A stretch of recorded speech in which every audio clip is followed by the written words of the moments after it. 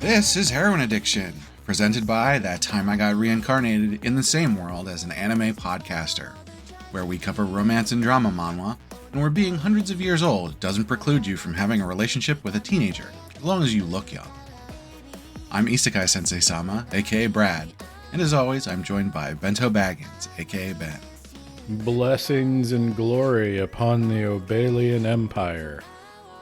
Be sure to find us on social media, which you can find links for on our website, animepodcasterreincarnation.com. So today we're covering Who Made Me a Princess?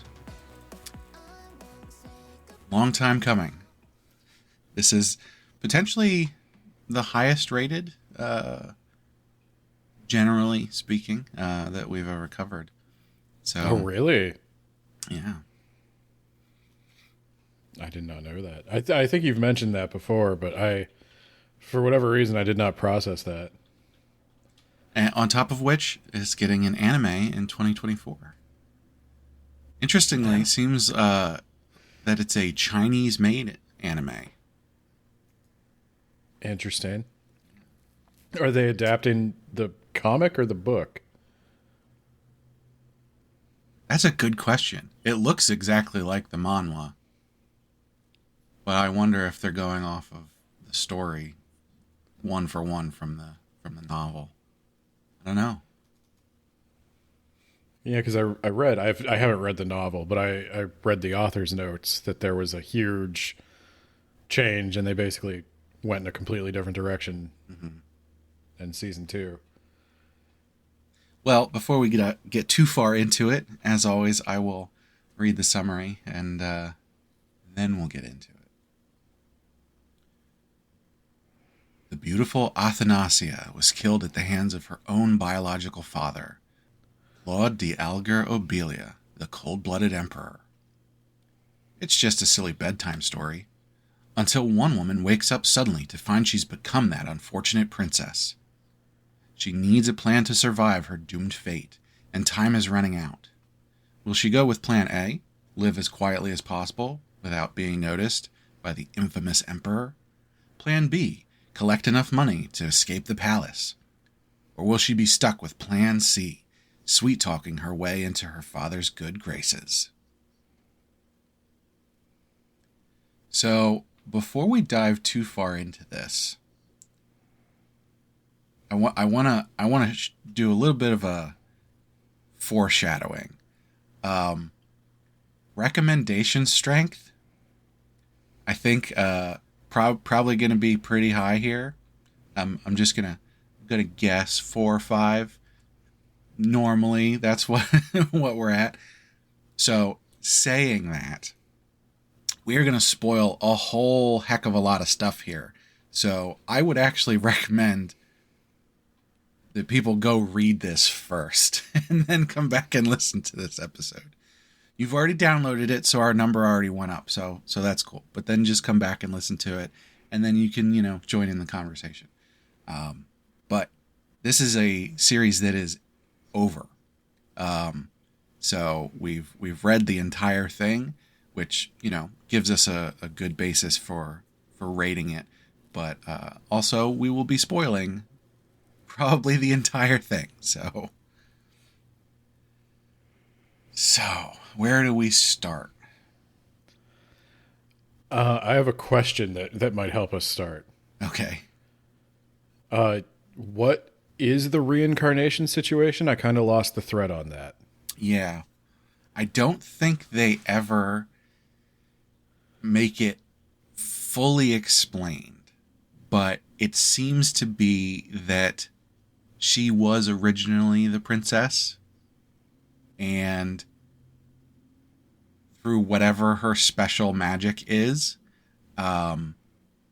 when she was killed in the original timeline, which is what the what was the book called? The Lovable Princess. that book seems to be the record of the original timeline. So when she's killed there at age 18, her magic activates, creates our world, or an amalgamation of it, that has that book in it.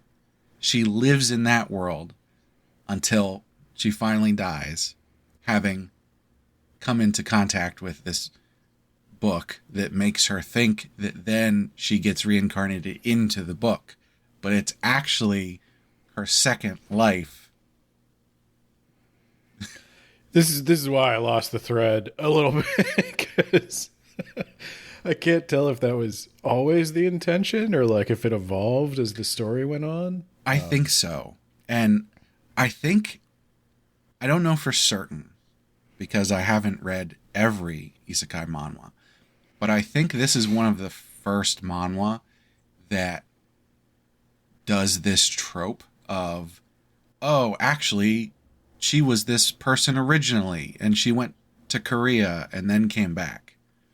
Because it's a super popular trope now.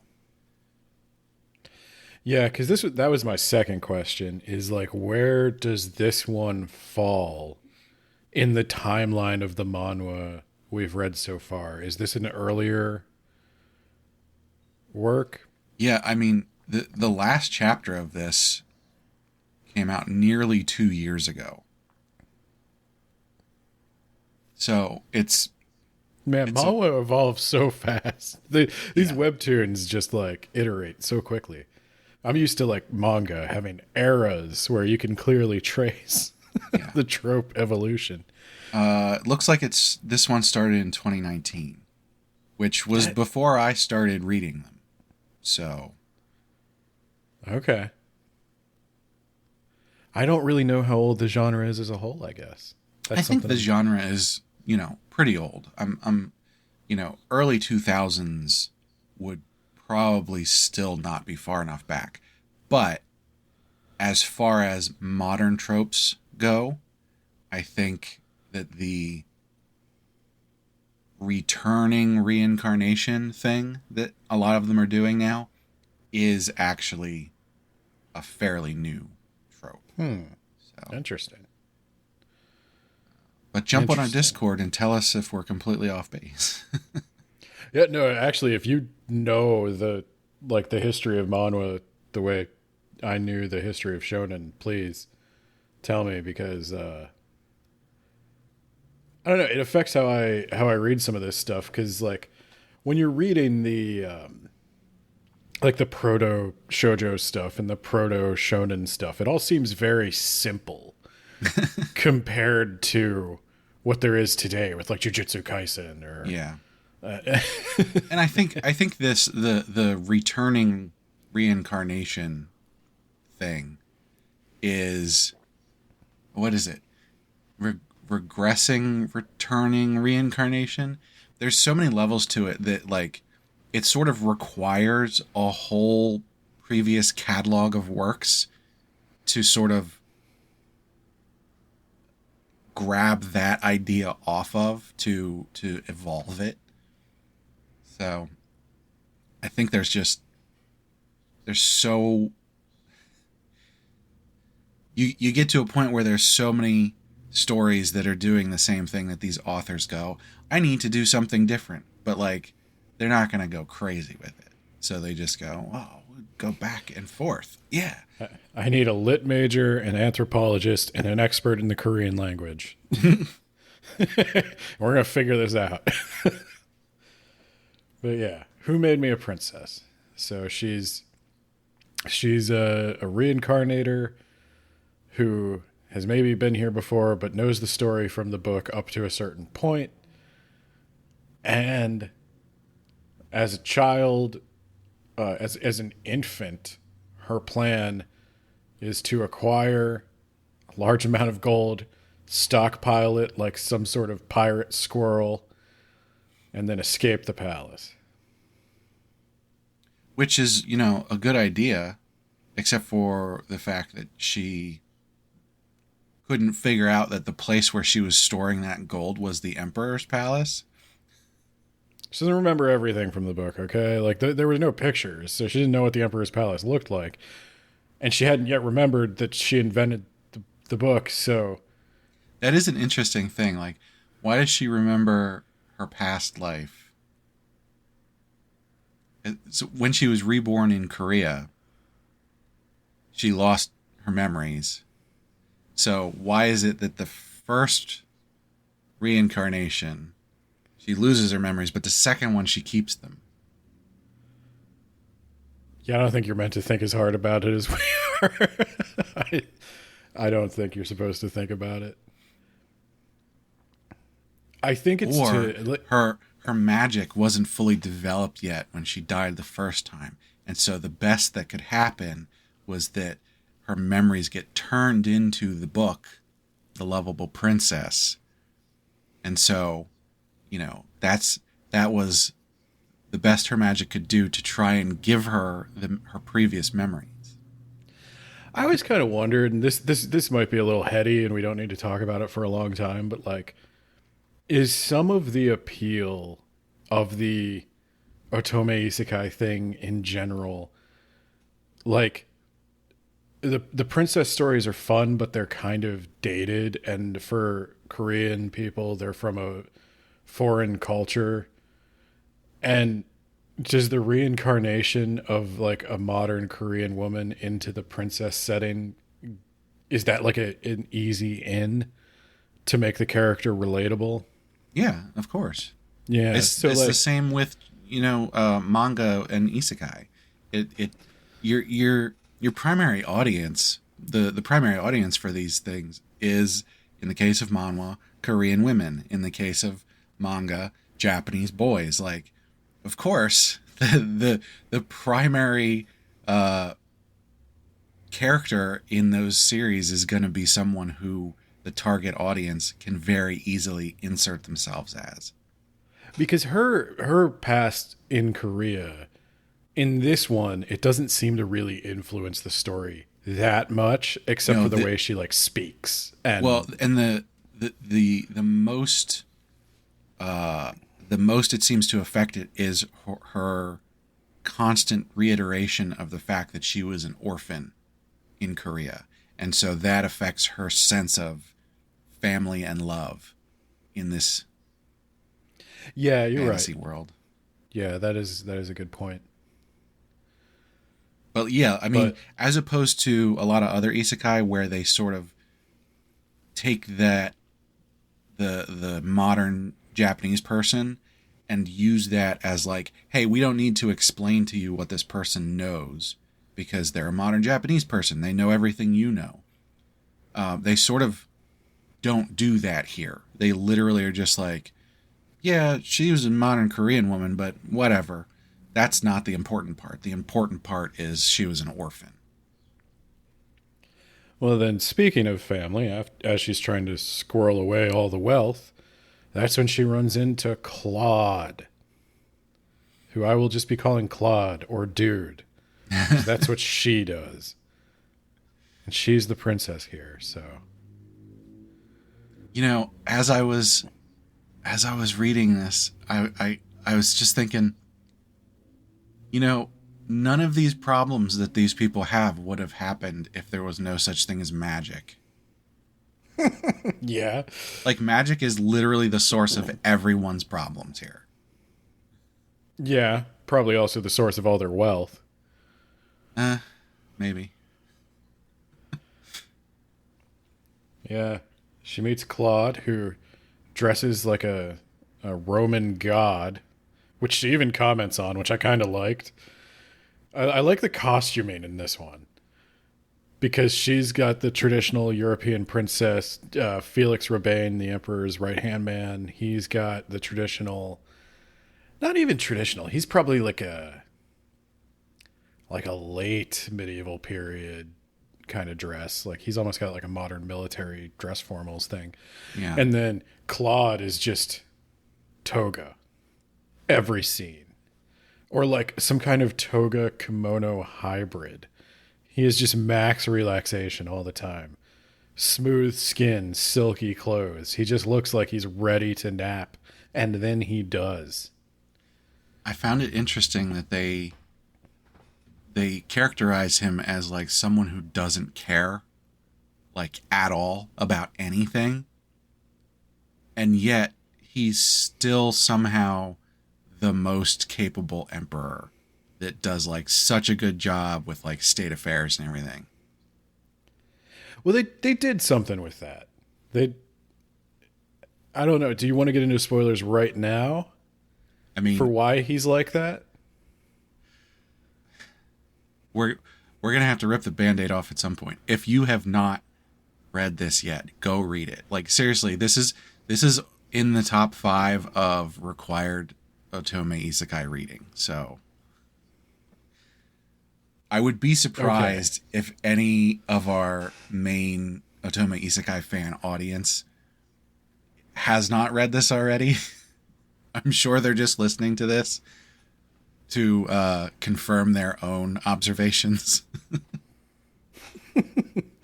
So Claude, we find out, has done a little bit of a spell on himself. A dark spell, a black magic spell. To kill his emotions because he is so overcome with grief at the loss of his, I don't know if they were married, we'll say lover, who was Athanasia's mom, obviously, and she was a dancer that Claude fell in love with. And I knew where this was going almost as soon as I read the first page. It was that, like, I've seen in manhwa many times, and soap operas many times, and dramas many times, the trope of the father who hates the child because the love of his life died giving birth to them. This one was sort of different though, because a lot of times that's like, it's very upfront that they just like treat the child poorly because they literally don't like the child because they're like, oh, you took my love from me. But this one was sort of like he almost protected her from that by just getting rid of his emotions. Yeah. And then he shipped her away from him. He didn't want to look at her, but he wasn't going to hurt her. And then when he sees her, he can't help but be interested. It's triggering something in his brain, and even he doesn't quite understand it. Is this an allegory for depression?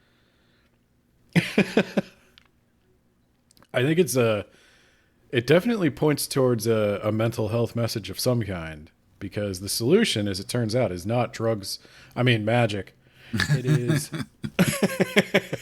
open communication and therapy and neutral third parties helping you talk through your issues. But yeah, To that end, I do have to say, we haven't really talked about him yet, but Felix is the hero of this story. yeah, he's got a big like Samwise Gamgee. If Samwise Gamgee could kill you, Hey, Samwise Gamgee could kill you. he's pretty lethal with a pot. But He's Felix, lethal with a sword. He took on those orcs and the spiders and all that. he had the ring. We'll talk about that on a different podcast. But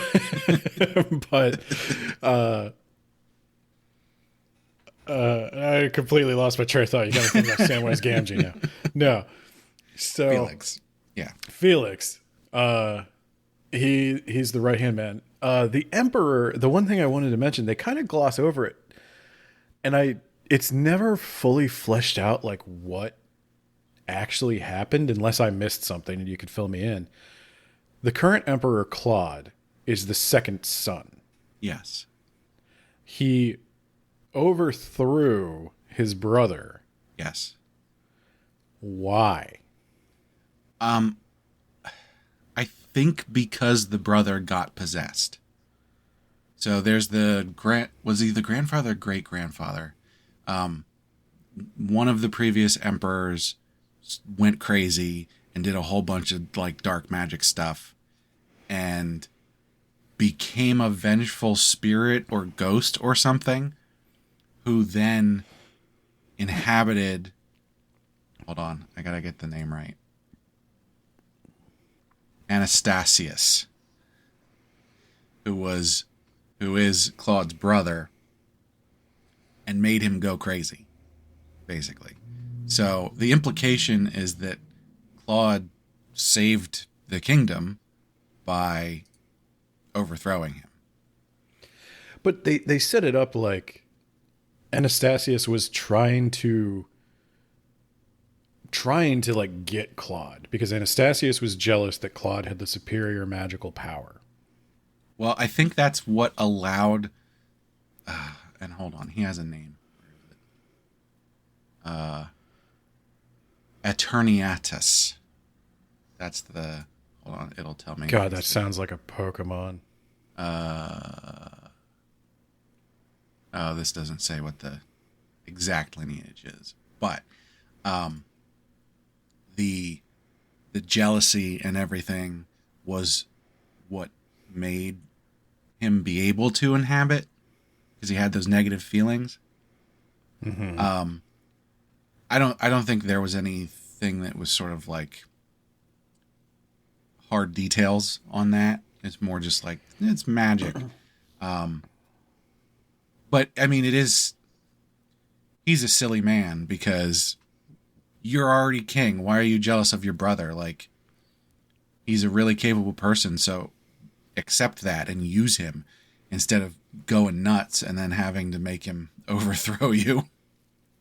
Well, but early on, they make it seem like Claude might actually be the bad guy, not some hero who saved the kingdom, because it seems like his main motivation for overthrowing his brother is that his brother stole his girl.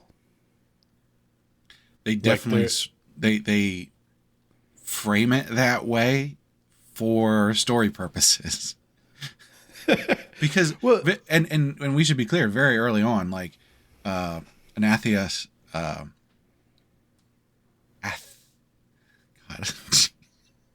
Athy is, incredibly scared because he's in an emotionless tyrant, basically. So even though we never see him, besides the whole massacre part at the beginning, we never see him, kill anybody for no reason or anything like that. But it seems as if he would. They frame everything that way before we learn all of the history and the magic that he casts and all that kind of stuff. Yeah, so I guess keep that in the back of your mind. I'm as confused as Athanasia is right now. And now Claude has found her stealing from the palace. No, she was just biting the statue. She was stealing from her own palace. She was stashing things in the other one. I mean, it's all like his stuff. Yeah. But I mean, a little. She mentions at one point that she owns real estate. So I am a little confused, like how exactly the ownership stuff works. Like, because she's royalty, does she own everything in the, was it the Ruby Palace? Or does he own everything and it's just like a normal child relationship where kids are like, this is mine? It's like, no, you don't own anything. You're a child. Well, he eventually gives her stuff. So he probably puts it in her name. Whatever that means. I mean, all of the manhwa are combinations of I'm sorry, I don't know the Korean word for zaibatsu, but there's zaibatsus mixed with feudalism. And so, it's an interesting little economic drama there. But he caught her. And now he knows who she is. He knows he's finally met his daughter, basically. And he wants to spend more time with her. And I don't think even he knows why. There was a very specific thing that I caught when I was rereading this, which was in the first timeline she doesn't meet him until she's 9, and it's Yes. like she just stumbles upon him while there's a banquet going on, and he just ignores her and walks away and everything. In this second run, she meets him when she's 5, I believe it was, in the palace. Nothing else is going on. He's just walking around. And he says something very specifically, which was she reminded him of Diana, her mom. Mm-hmm. But he had almost forgotten her face, which implies that when he meets her when she's 9 in the first timeline, that he has forgotten her mom, which I think is a sort of a key point of him ignoring her and not like being interested or whatever. So I think meeting him earlier was actually the catalyst for the second timeline going better. Yeah, that's a good catch. I didn't put together that his memory would have faded, and that might be why he doesn't have the same experience. Because I was a little confused as to why things go differently this time, because he doesn't seem to show any of the tendencies he shows in the second and in the original timeline. Well, except for being a cold, emotionless psychopath. Well, there's a difference between being like cold and emotionless and hyper violent. I mean, I guess he's kind of hyper violent in this one. It wasn't implied that he was hyper violent until the end in the original timeline. Like, he's fine with executing her when he thinks she did something bad, and then when he finds out that she didn't, he doesn't care that he executed her. But it didn't appear that there was any sort of real violence before that, more just like cold indifference that she was trying to break through, which never worked in the first timeline. So they start meeting up regularly, and he insists that they meet up. Yeah, for many chapters, she's treating this like a life or death battle for survival, which is what life or death means. And I said it twice. But he keeps feeding her cake, and that's enough. That's enough to make the risk worth it. So she keeps showing up, and I get a little fuzzy on the transition period. When did she meet Lucas?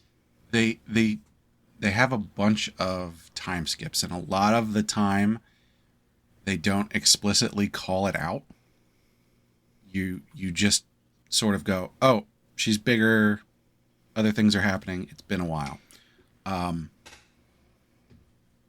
want to say like 7 or 8, but I don't remember explicitly.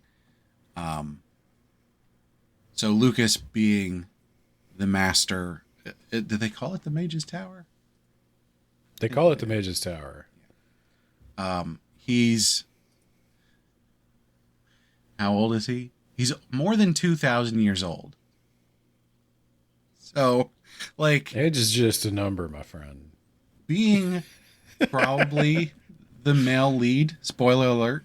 Oh, we're going to talk about that. Yeah. We're going to talk long and hard about that. There's so many series that do this. I don't know if this was the first one to do it, but it happens all the time. It drives me crazy. Another typical fantasy romance called this out specifically. They lampshaded it, but they like made it realistic. Just because he turns himself into a teenager in appearance doesn't mean he's not over 2,000 years old anymore. And Athy, like maximum, Athy is 60 throughout her 3 lives, but probably not even that. Okay. Okay, I'm gonna throw something out here that may get me in trouble. The difference between like 16 and 21 is huge. Yes. The difference between 21 and 26 is huge. Yeah. But the difference between like 40 and 50, not as huge. And I would argue that the difference between 40 and 4,000 is probably not that great, but this is like, she's still a teenager. Like, for all intents and purposes, she didn't live past 18 in her first life. She was an orphan, so she had like a terrible emotional upbringing in her life in Korea. And then when she finally meets Lucas and he starts falling in love with her, she's only, 10, 12, 14, whatever it is. Like, no, not okay. And he doesn't know that she's lived multiple lives to start out. I mean, he senses it in her mana, I think. But I just, like, well, okay, Lucas is weird. I mean, like, I'm not going to say he's like a morally upstanding person. Yeah. But I don't even think he realizes what he's experiencing is attraction until later on. That's true. And Lucas also, I mean, this is the vampire problem.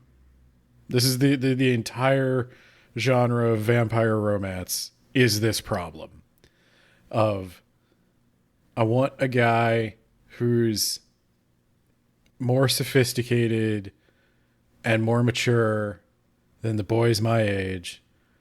Girls tend to mature faster than boys, and especially when they lived previous lives. Yeah, wouldn't it be neat if there was a boy who was 17 but also 100? And like, that's an impossible thing, and in reality, obviously, you cannot. No, never. There's no justification for it, but in the highly weird world of magic and swords, I don't know. It bothered me at first because Lucas is another one where, like, I'll tell you the truth, I'm Team Lucas. This is going to be weird. This is a weird journey I took. I'm Team Lucas. We're gonna shortcut again, because the overall ending of this story is that no one gets together. There is no resolution on romance at the end of this. That's going to cost us points. However, everybody's arguing about whether it's Lucas or Ezekiel, and it's not. There's no argument there. It's obviously Lucas the whole time. I agree. Okay, I agree with you. That's where I'm at, but I needed confirmation. Like, the only person who thinks that there is a competition is Ezekiel. Everybody else already knows. Lucas also thinks there's a competition. Well, he doesn't know what he's talking about. Look, Jacob never had a chance. Ezekiel is like, here's the problem with him though. Like, what is his character? Yeah. He is like white bread. There is just nothing about Ezekiel that you can like sink your teeth into. He's just, and I don't even mean this in like the condescending, like, he's just a nice guy. Some people want a puppy. But he's also got this weird like cunning about him where he can lie and keep secrets, and he's suave. And I kept waiting for it to be a trap. Like, what is his game? And then there was no game. And I was like, what was Ezekiel in this comic? I guess he's like the guy she should end up with. And Lucas is the bad boy from the wrong side of the tracks, who's also 3,000 years old. People always talk about second male lead syndrome, right? And like, that is not what is going on here. that he is only second male lead as lip service. Like from the very beginning, it was never going to be him. They only put him there as like, hey, this is a reasonable alternative. It's not gonna be, but here he is. I don't. Okay, so you're talking like, okay, this is our different worlds that you and I have, because like you're coming at this from the Otome Isekai thing. I'm coming at this from a shoujo thing, where in shoujo manga, there is always, almost always, a male lead who you know she's going to wind up with. But then there's a childhood friend who like razzes her and teases her. And like the male lead is always like suave and more like what you would want somebody who you're dating to act like. But then there's that familiarity and that like comfort of the best friend who could like, could this be something more? I mean, I've only ever seen him as like a little brother, but like now I'm realizing he's grown into a man with pectoral muscles. And I don't know, like, could there be something there? And there's not, there never is. But it drags out the story and raises the tension. And so like in a shoujo manga, I think she gets with Ezekiel. You're probably right. This is sort of the opposite, where it's like, so Ezekiel is sort of that childhood friend, except he's got the opposite personality. And she meets Lucas first, though, and Lucas is the only reason she meets Ezekiel, because he keeps teleporting her into her lap. But I also think that sort of like early on, even though she meets Lucas first, he is sort of keeping them distant to some degree. And so she bonds with Ezekiel more first. So like the order of meeting actually isn't that important. She definitely seems closer to Ezekiel before she's close to Lucas. Which might be the key, because I think she sees them both in not a romantic light at first. And I think she comes to see Lucas in a romantic light first because of her distance from him. So they don't sort of start becoming closer until they're older. She's older. It sort of doesn't matter how old he is at this point. Well, yeah, I mean, Lucas is shaking hands with Jesus Christ, and he was not that impressed, by the way. That's his whole character. I will point out the in the author's notes at the very end, he does say specifically that people with magic age slower. Well, and at a certain point, and this is getting into the deep lore that I didn't really intend to get into, at a certain point, Athanasia uses a branch of the world tree, and Lucas tells her, well, because you've absorbed the power of the world tree, you're going to live a very long time, possibly as long as Lucas, who also has some connection to the world tree that they never go into, and I'm also docking points for that. Because I got almost never never in all of the Otome Isekai I've read have I cared about the magic system. It's just plot device. Yeah. And that's fine. I don't care. Magic can be plot device. That's why it's magic. But in this one, magic plays such a big role in the story, and she's something of a wizard herself. And Lucas is the best wizard there ever was, and her dad is also very powerful, and dark magic is like the core of the season 3 plot. And so I got kind of into like, oh, who's got more mana? Who's like, oh no, Jeanette doesn't have mana? Does she have mana? Like, can Jeanette use magic? Like, and then Ezekiel can't use magic, and that's when like, at the point where magic started becoming really important, and Ezekiel can't use magic, I'm like, oh, okay, well he's out.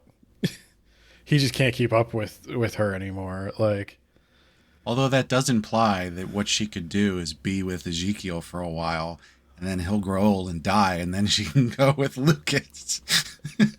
you can have it all, Athy. Right? You got plenty of time. No, that's not how a romance would go. I know. She has to spend eternity with Lucas. Hey, I have read enough harem stories. She could totally do that. Well, Ezekiel also has like nothing to offer. He's already her vassal. So Well, like especially because at the end, like, his family's power is significantly less because of what his dad did. so, oh man. Okay, let's talk about Jeanette, the original female lead. By the way, I just gotta say, that is not how that would go in any kind of real royalty system, where like the dad did something real bad, and they're just like, okay, we're just gonna make your son the duke right now, and then we'll forget about it. It's like, no, you guys don't get to be dukes anymore. That's not how that works. They might if the son is an absolute puppet, which Yeah, that's true. I mean, it would depend. If in this case nobody had to help them, so it's better to have a son that owes you a favor than a new person, because who would the new person be? Yeah. Because they don't have anybody they need to reward, and like they could put Felix in charge of all the lands. That'd be, I mean, And they should. yeah, justice for Felix. Duchess Lillian. Duchess Lillian. Okay, this is you know what? We're gonna take a detour. No one but the people who have read the manhwa could ever get what I'm about to say. So this is just for the readers. Well, they should Lillian have all and read Felix. it by now. Lillian and Felix. Why did they never get together on page? Yeah. I'm talking. There's a at lot points. of that in this. I'm where talking it's at like, points. We're implying that this is going to happen. We're not going to tell you. That was so lame. Like, I'll tell you a big spoiler for my whole rubric is this needed 2 more seasons. Well, okay, well, I have to say, normally, almost every single series that ends, you get epilogues or bonuses or whatever at the end. And sometimes those go on for 40 chapters. You get basically an entire other season. And it's, this one has none. And it's been almost 2 years. And it's crazy that they haven't gone back and explained the romance in an epilogue and explained Felix and Lillian in an epilogue. Like, that's where that happens. And I would don't go know so why. far as to say this is not finished. So Spoon, what are you doing? Get back here. Spoon's agent. I don't know whose arm I have to twist in this weird system. You're not done. Get back in there and tell me. Give me the wedding of Felix and Lillian. Yeah, they must have gotten pulled into the anime stuff and haven't had time to work on it. Yeah, at least give me like a Legend of Korra thing where Felix and Lillian get married, and then you cut to what, Lucas and Athy holding hands in the same pose. Like, okay, you don't have time for 2 weddings, or the network won't let you have a gay wedding. Let me just imply it more clearly. Okay, so that's my Felix and Lillian detour. Jeanette. Surprising.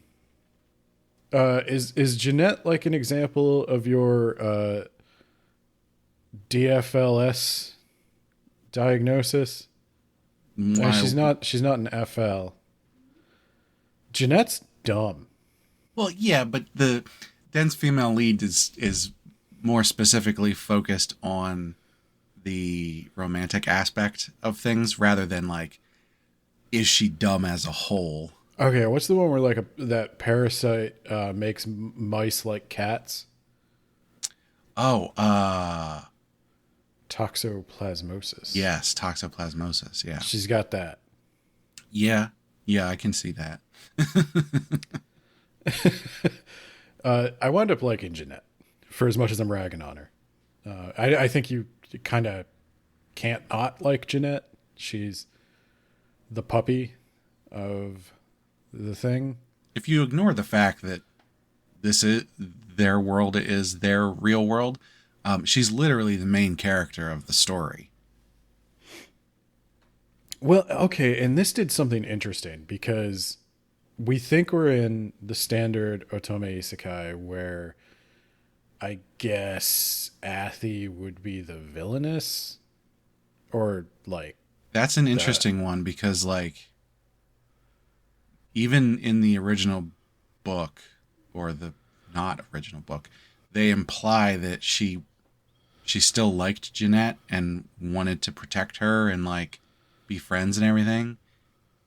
But Claude was still keeping Athi at a distance, even while showering Jeanette with love and affection. But they never got to the point where it was like, I'm so jealous of her, I hate her and I want her to die. It was still like, I just want what she has. I'm not going to take it from her. So Claude's first love, or first betrothed, I guess. I don't even know if he really liked her. I guess it's implied that Jeanette is supposed to be a child of that union. Like, Yeah. okay, so That's what they are trying to pass off anyway. yeah, and so Claude accepts that would make Jeanette Claude's eldest daughter because she would have been born before Claude even got with the dancer. And when Jeanette shows up, that creates a problem for Athi because Jeanette could technically, I mean, should technically be the heir. Because neither of them are legitimate, I don't think. So Jeanette doesn't even have that claim. And or Athi doesn't even have that claim. Hold on. Let me double check that because I think Was Claude married at the time? no, they never got married. So yeah, you're right. Yeah, so Jeanette technically has the stronger claim. And she shows up, and in the book, Claude made her his heir. And somebody winds up, quote unquote, trying to poison Jeanette The aunt, and frames Athi for it. And which was totally unnecessary. But then an interesting twist in this series is the book ends there with like basically Jeanette ascending to heir apparent and living happily ever after, but she doesn't. There's more to the story that wasn't in the book because, and I think this is where we find out, this is the real world. The book world is just a slice of it that Athi brought with her. And it kept on going, like that timeline kept on going, and bad things happened. So Jeanette and Claude were doomed in that timeline without Athi. So now Athi has to fix it. But I did like the introduction of Jeanette. From Jeanette's perspective, she thinks she is Athanasia's sister, half sister. And she thinks she is Claude's daughter. She is not. That's the twist. She is, in fact, the daughter of Anastasius. Dun dun dun. Conceived through black magic for some reason. Which I think, to be fair, still makes her the rightful heir. Well, yeah. Yeah, it does. I mean, Claude's claiming by right of conquest. Yeah, So, also, well, okay, here's the other problem. Anastasius is still alive. right. So, we got two emperors, man. And season 3 was kind of wild. Where, Yes. where they're all just living like there's like a full house situation.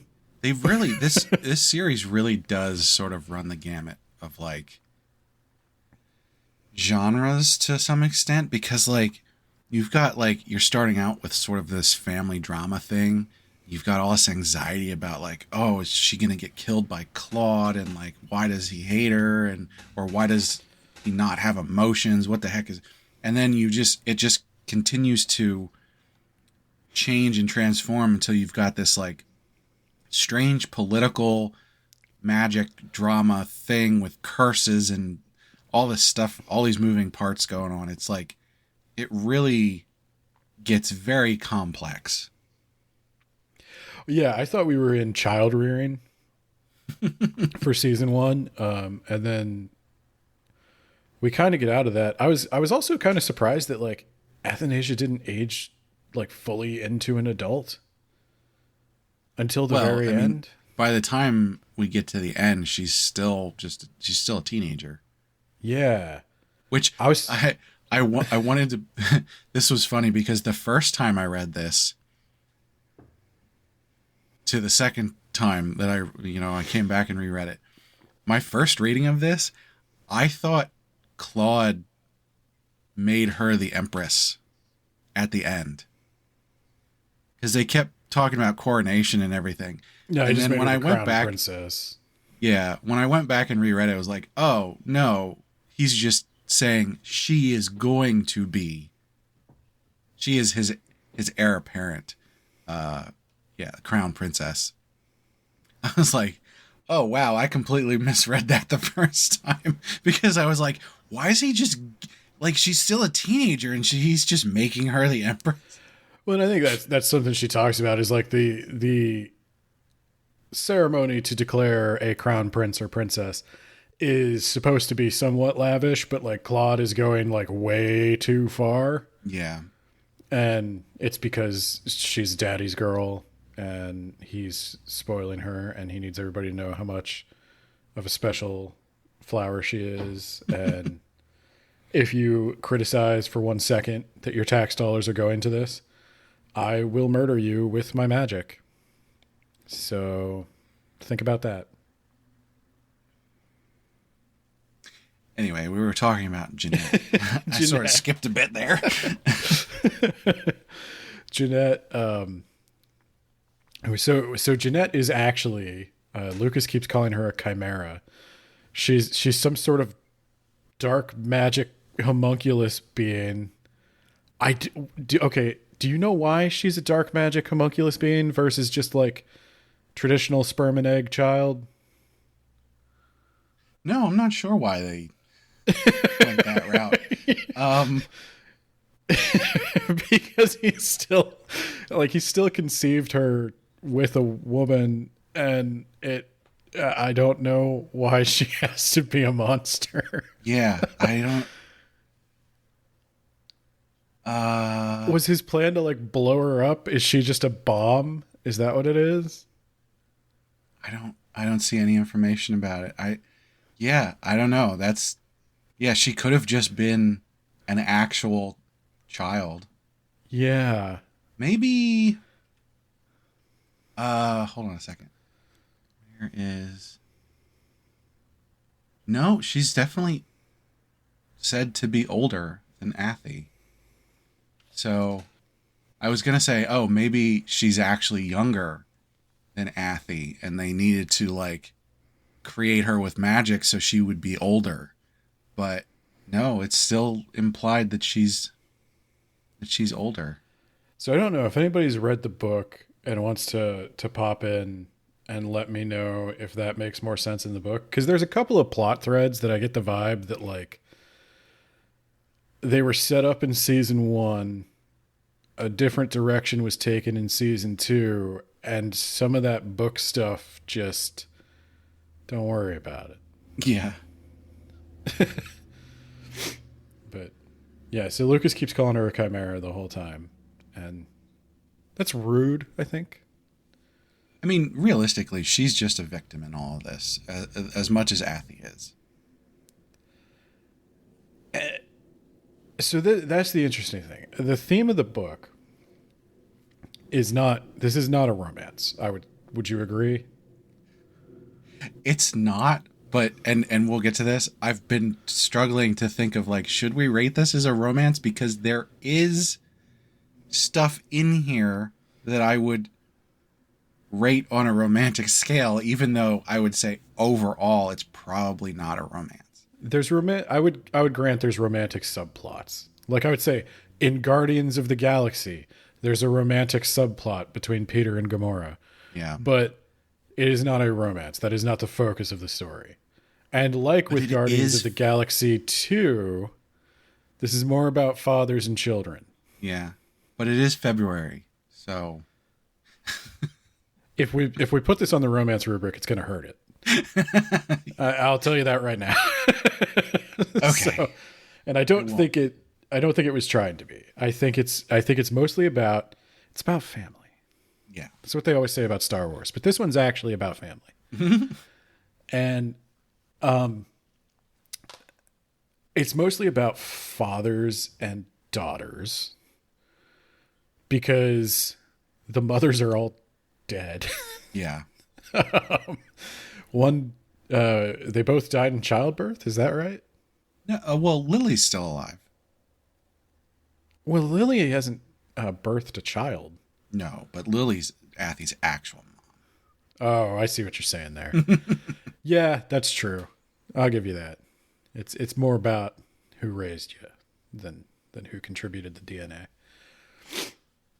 Which, poor Lily, because Athie is so all about, like, reconnecting with Diana. And I get that.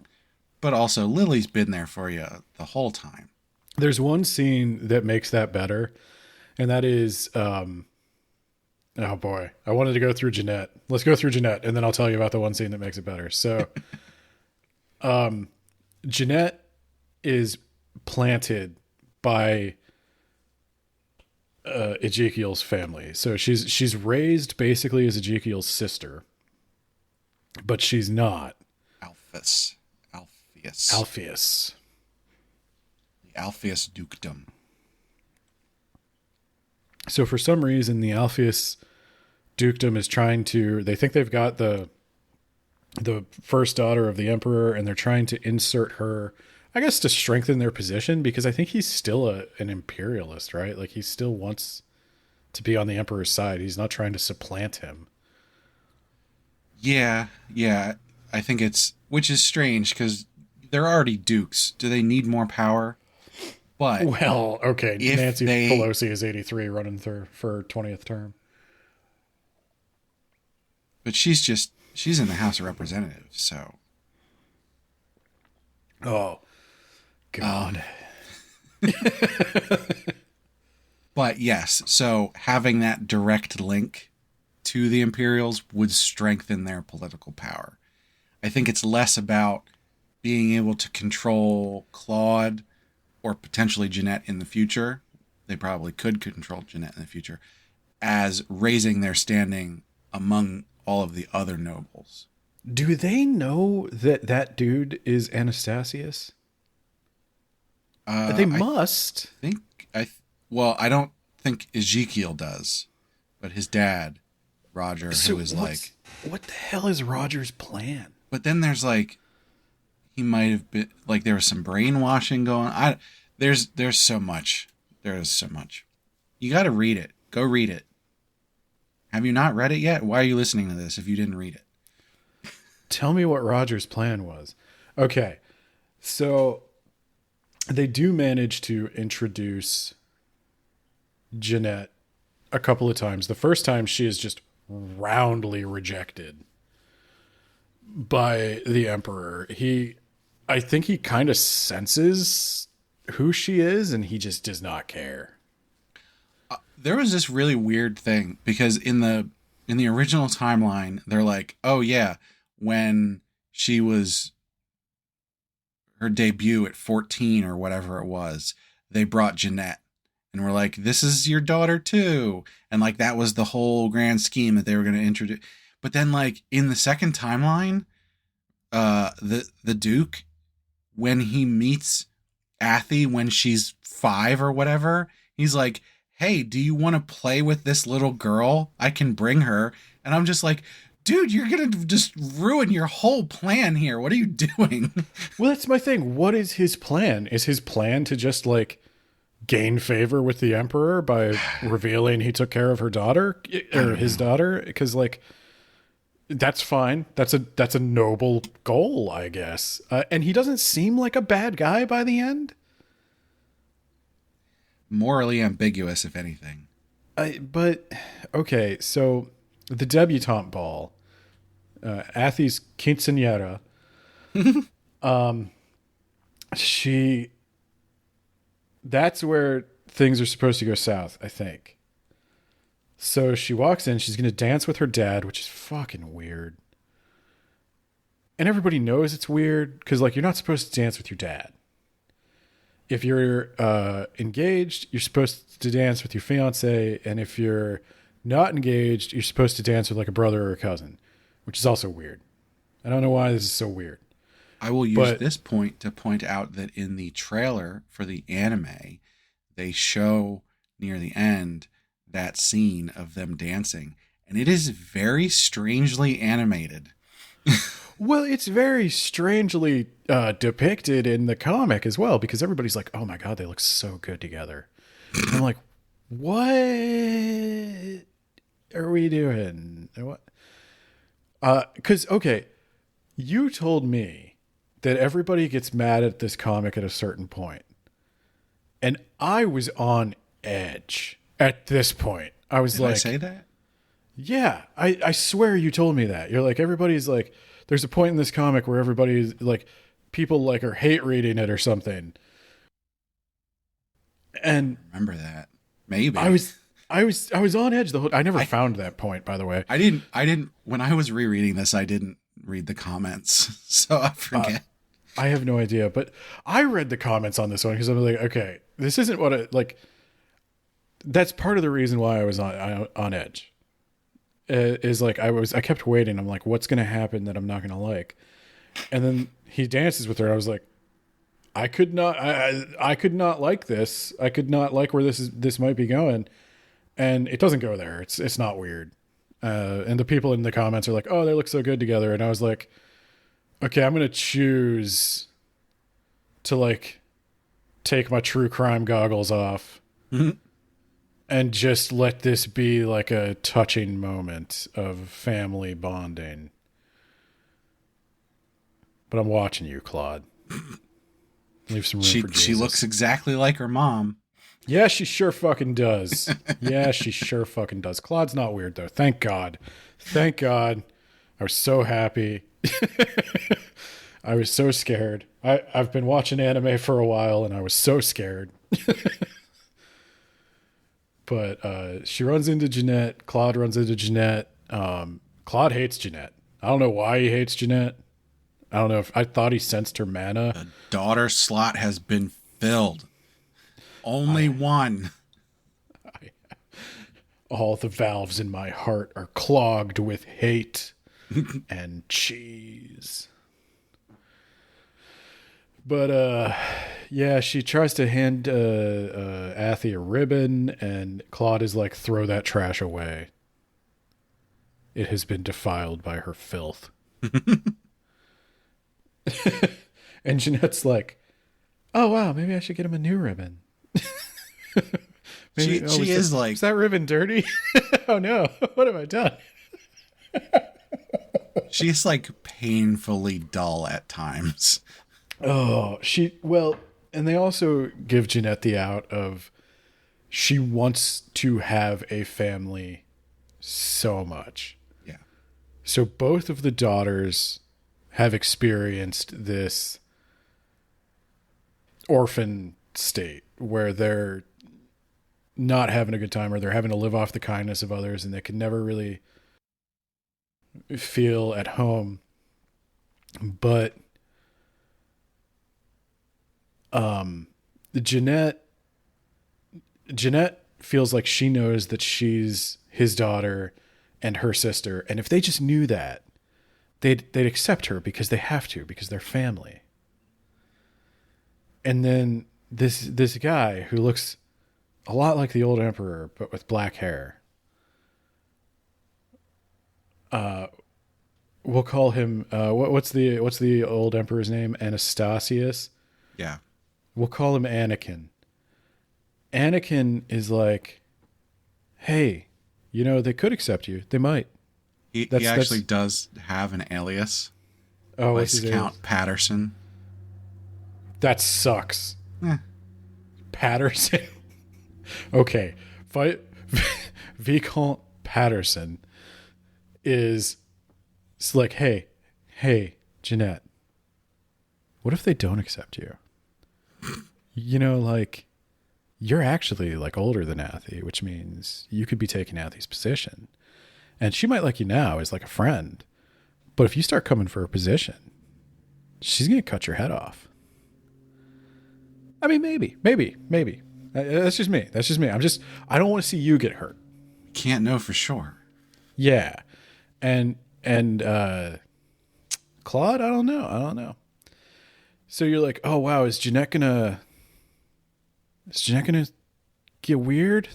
Is she gonna fall for this? And I think the answer is like she's kind of too dumb to fall for it. Like she's like, no, Athy wouldn't do that. And then in a panel, the only time when being an idiot is helpful. Yeah. In a panel that will be copied and pasted for the rest of the series, she asks Athy, what if I were your sister? Now, Athy already knows that Jeanette is her sister, and she's just surprised by like, oh, is this the reveal? Is this what's happening now? And she's got this like shocked look on her face, and Jeanette's like, oh my God, I ruined it. Never mind. I gotta go. And she runs out. And then every time she thinks about like having an honest conversation with her family after that, that panel is there to say, it's not time yet. Yeah. Which made sense. I'm just picking on it, but there was a plausible reason why she would hold off. There's a lot of series that do that though, where they'll grab that thing that happened that one time and use that as an excuse over and over and over again. And it's like, yeah, the first 2 or 3 times I get it, but like the 8th time you do that, you have gained so much more information by now. Why are you still stuck on this? Yeah. So, okay, that season 1, Athy bonds with Claude. We introduce Jeanette. We've got Lucas. We've got Ezekiel. Season 2, like every good soap opera, amnesia. I don't know how the series could have like been long enough without this, but like, oh, it pains me so much when they do this thing because it's like, hey, we resolved this big problem. Oh, it's the same exact problem again. He was struck with crippling amnesia. Because they establish in the first season, oh, he has closed off his emotions.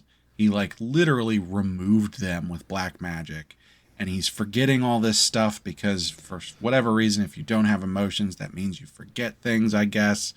And they've solved this problem. They've figured it out. Amnesia. It's the same thing with a different word.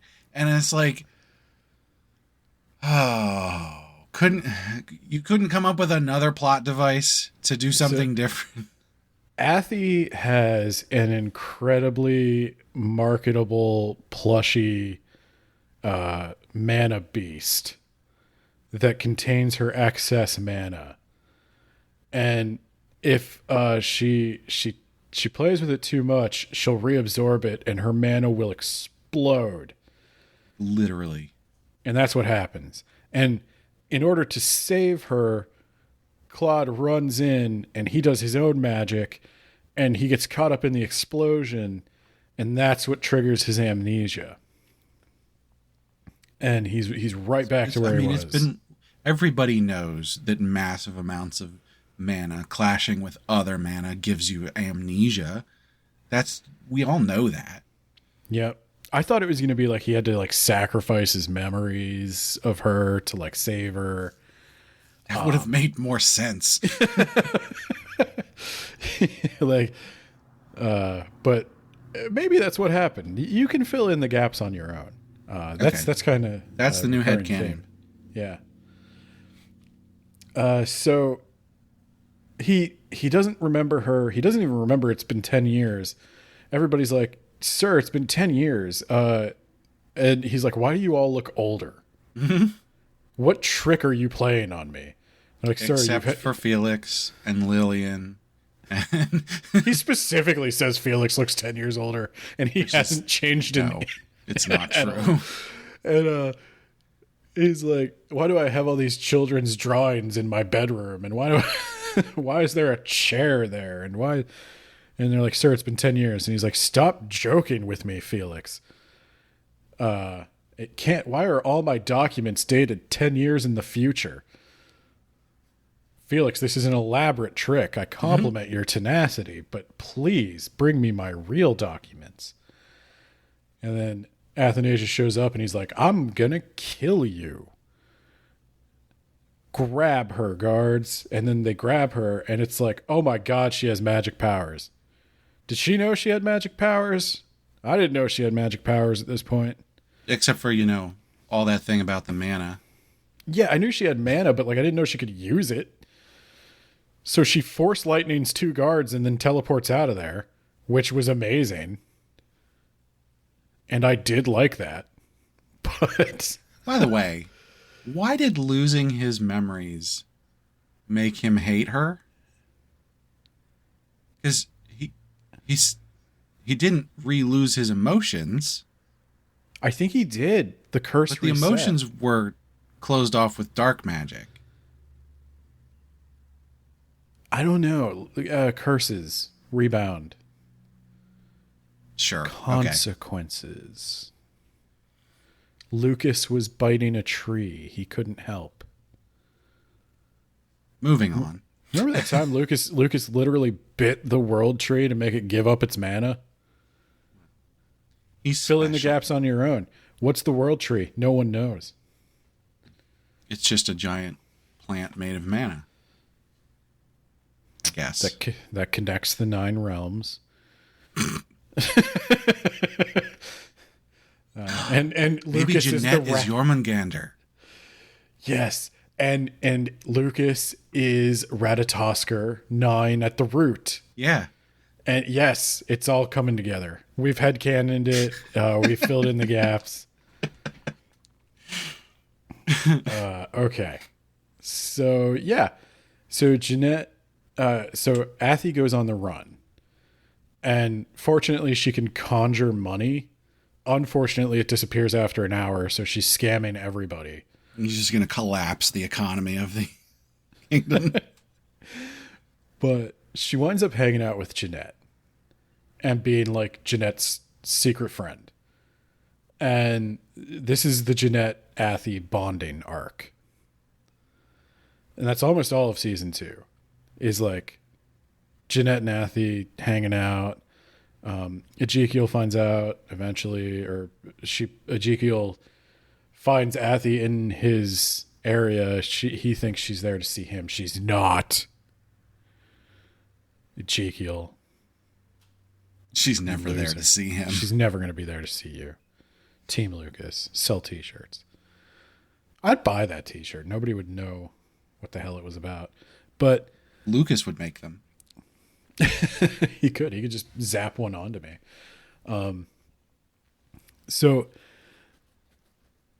yeah, then Jeanette thinks that, oh, well, now that Ezekiel knows, it's not my special secret. What if I'm losing her? What if she was just using me? No, she's probably not doing that. And then Anastasius is there with his dark hair and his slippers with no socks. And he's like, hey, now's your chance. Go talk to tell him you're his daughter, and yeah, be careful of that Athy. And she's like, I'm so glad we can talk from time to time. Is there anything you want to talk to me about? You're always giving me such good advice. I was wondering if there was anything I could help you out with, because you look like you're deeply troubled by the past. And he's like, I'm going to curse you. He puts a curse on a thing. And then he's like, I can't do it. Why can't I do it? And that's when we're like, oh, and Anastasius redemption arc? Oh, does he also experience fatherly affection? And then second soap opera trope, season 3, Claude's in a coma. Which was like, okay, whatever. He wasn't doing much anyway. He wasn't doing much anyway. So, Athy comes back. Claude's in a coma.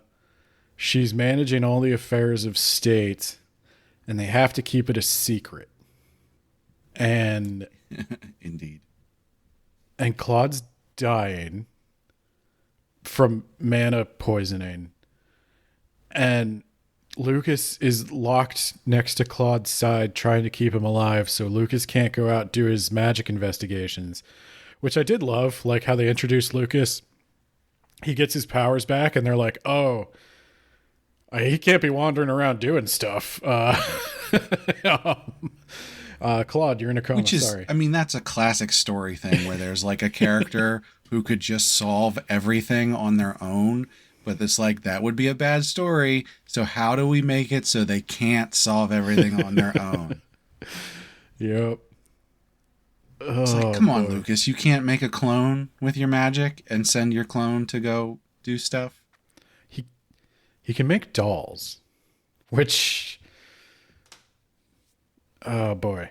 He must not be as powerful as he thinks he is. Oh, you're challenging Lucas. That's how you get him to do stuff. But yeah, so that's when Athy's officially about to be like named like Imperial Steward or whatever. I forget the title. Basically, she's being given like official permission to like run affairs while Claude's on quote unquote vacation. Yeah. And I'm thinking back on it, that might be, this whole part here might be why I thought he was making her the Empress at the end. Because we already see her doing that work. Yeah, he does start letting her run like significant chunks of the Empire. Yeah. So it's at this ceremony where she's about to be. It's just supposed to be like a rubber stamp thing with the Council of Elders, and that's when Anastasius shows up, chuckling and chortling. He's enslaved Roger at this point, but like I didn't know what Roger's plan was in the first place, so like I don't know. And maybe he didn't actually have a plan at first, which would explain why he was just going to like bring Jeanette to the palace that early. Maybe he actually did think that she was, what was it, his niece? Something like that. He was like, yeah, she's my ward from my cousin or sister who is recovering in the countryside or something like that. yeah, I don't know what the cover story was. So maybe he thought that was true. That would explain his lack of a plan, because there was none as far as he was concerned. Yeah, I don't know. I know they like the secret noble trope, like the secret prince raised by lessers. And I guess that's what Jeanette is, but. So I touched on a little bit that Anastasius was sort of possessed by one of the previous emperors. You had mentioned before we got to this point where he was like, "Oh, I'm gonna curse Jeanette, but no, I can't." And so we should make a note that like he's been possessed this whole time, and mostly he was just going with what the possession was trying to do. He's at this point meeting and talking with Jeanette so much, he's actually sort of like starting to come out of it to some extent. Yeah, the way I read that was like the possession doesn't like think for you. It just amplifies your worst impulses. I think it still had some kind of underlying goal. Like it was pushing him to put all these plans in place and machinations and everything to like get into power and everything. But then like his fatherly instinct was sort of like kicking him out of it. Yeah, there's a theme going on that like love can break a curse. Yeah. Because what Claude did to his memories is essentially he cursed himself. Right. And when he sees Athanasia, the curse starts breaking. But when he forgets her, the curse comes back with a vengeance. That's what I thought was happening. That's probably, yeah. I'm not entirely clear on that, but that's probably what it was. Or I'm filling in the gaps. I don't know. But well, there's plenty of gaps to be filled here, so that's fine. This is when the arc gets weird, because now that Anastasius reveals himself, he's like, okay, I'm the emperor, or I was the emperor, and Jeanette is, at this point, is it revealed that Jeanette is his daughter? Oh, I don't remember. I forget when that gets revealed, because he takes Jeanette and they're like, and we're going to live in the palace, like the other wing of the palace. And Athanasia's like, I guess I can't kick him out. This is going to be real awkward at breakfast. And they all just live together as mortal enemies for the rest of the season. I did not see that coming. Yeah, it was interesting, and I suppose Athy has forgotten that she's a very powerful mage because she doesn't just like she doesn't deal want with to. I don't know. I kind of feel I don't mind that part, because when the emperor eventually wakes up, he's like, okay, well, let's just kill everybody. And she's like, well, that won't really solve anything, because then we just have a giant war we have to fight. He's like, yeah, but we'd win. And Athanasia's like, no, I'm going to try a different plan. I'm going to think about this for maybe 5 minutes and see if I can come up with a better idea. Because violence is never the answer. Well, what it all boils violence down, is the question, and the answer is yes. Okay. So what it all boils down to is, if they can prove that one or the other has used dark magic, then they win. The political, dark magic is a crime that is unforgivable. Like, no matter what your political affiliations, somebody commits dark magic, that's dangerous to everybody. You got to get rid of them. So if they could prove that Claude didn't use dark magic, which he did, and that the old emperor did use dark magic, which he did, they both used dark magic. They're both crimes against humanity. There's literally only one person here who has the right to be in charge. Yeah. Because Jeanette is made of dark magic. Yeah. Yeah, so that was a little like, nobody really has the moral high ground here. I don't know if that's either a really complicated statement about politics, or I think the book forgot that he used dark magic. I can't tell which. But he didn't use it on someone. He used it on himself. So that's It's weird better. that the law doesn't, like, the law does say if you use dark magic, you're out of society. If you use dark magic to hurt someone, we'll kill you. So Claude should be exiled at the very least. Yeah. And who's going to do that? That's a good point. There are certain laws which are just unenforceable, I guess. Oh, just like real politics. When you're the president, it's not illegal. So, yeah, there's like, oh boy, I'm trying to think, like, what's the final trap? I like have a vivid memory of the parlor scene where they confront Anastasius and they draw out the thing possessing him. Oh, yeah, because they said something to set him off. To like, yeah, I don't remember. But yeah, they confront him again to sort of like bring the possession to the surface so they can like grab it, I guess. Yeah. And then get him. There it is, quick, get it. I know the one thing that like makes everything go haywire is the whole reason any of this is happening is because the ancestor, the dark ancestor that's possessing this guy, once showed up to be trained by Lucas, who was his hero. And Lucas took one look at him and was like, "Get that low mana thing out of my sight. You're banned. Everybody's banned. Get out. Look at that. I can't even believe you thought that was worthy of my time. Oh my God, it's disgusting. Look at him. Disgusting. Leave. Leave. Why are you still here? Go."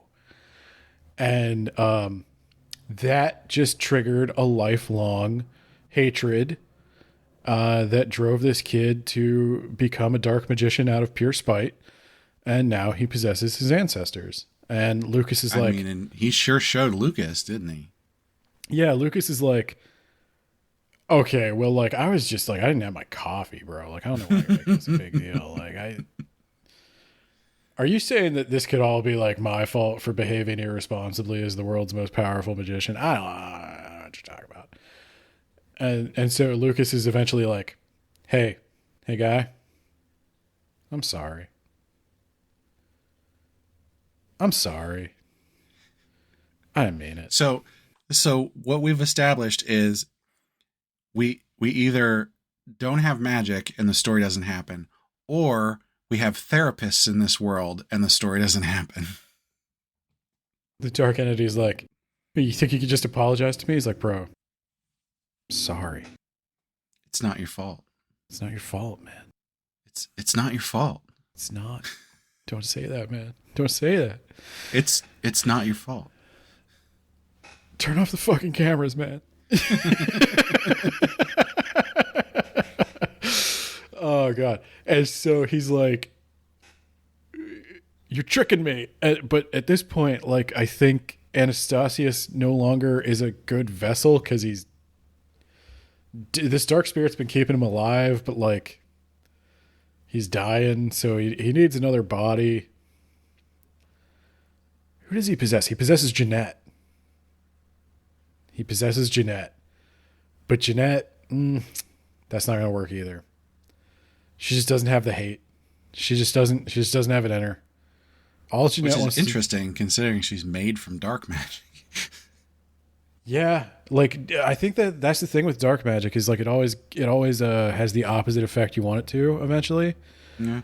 And now they made Jeanette to be like this horrible dark magic being, and it just turns out she is a sweet little puppy that cannot help but love.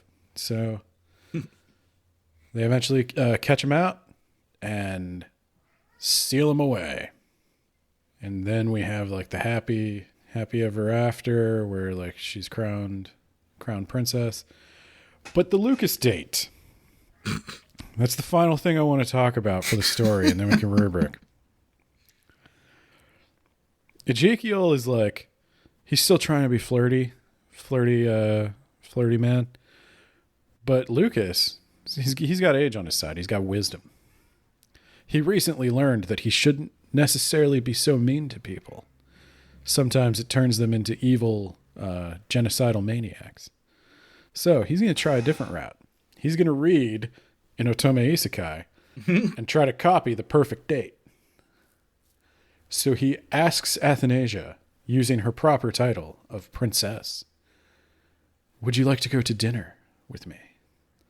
And he prepares like an elaborate, like candlelit gondola ride with a table and all these like really, really fancy tapas meals. And I see what I did there, tapas, because it's like the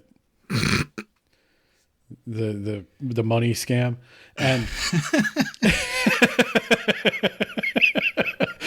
and they're having like Athanasia's like she's getting like properly seduced, like she's blushing and everything, and but she's sitting there going, something's wrong here. Yeah, this ain't you, dog. And she finds out he read one of her romance books and he's just copying it, and he's like, God, fine, whatever. Okay, fine. You know what? I like you, okay? Let's do this. You and me. Come on. Dating. Boyfriend, girlfriend. What do you say? Like, well, most powerful mage in the world. Can literally give you anything you want. I'm literally like a god. And all I want is you. And she goes, you know I was at the World Tree too, right? Yeah, but like I'm its favorite. You didn't get reincarnated and given a second chance at life. I did. You don't know. I keep having mysterious flashbacks to a family, and that doesn't go anywhere. And I assume some asshole reading this is going to be docking me points for it. But anyway, she's like, I need some time to think about this. Which is valid. She's been through a lot. And at her ceremony, Lucas and Ezekiel are having like good old love rival conflict. But it's a little more tame than it has been. Like Lucas isn't thinking about killing Ezekiel anymore, and because he already knows. Yeah. And they're both like having fun. Jeanette and Anastasius are. Oh, the Anastasius, they prove he did dark magic, and they hang him. But it was a trick. They hung one of Lucas's dolls, and they dyed Anastasius's hair black again. And he and Jeanette are going to go off to the coast and have a little father-daughter vacation. And the two daughters convince their fathers to try to reconcile. And it's not like a tearful hug reunion, but they both begrudgingly agree to try for their daughters, and they exchange a masculine smile of affection. And one of them even waves, which was gay.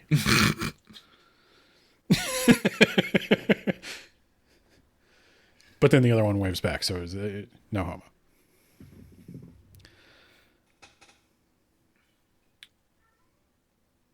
I feel like that's the end of the tale for me. Is there anything you wanted to touch on? That's the happy ending. That's the we're gonna wrap this up all in a neat bow. What do you mean we forgot to wrap up some things? What are you talking about? Series over. Who are Lucas's parents? Did she get with one of the boys? Does she become empress? What happens to Claude and his brother? Do they reunite? What does Jeanette do with her life? Felix, Lillian. And we need to go back because I kept throwing Lillian at you and you weren't biting. The story just forgets about her. I was trying not to get attached because I knew it wasn't going to happen. It does certainly leave her out of a lot of important things, but she is there the whole time. I did forget the scene where they made up that Lillian is her mom. Like they made up for that.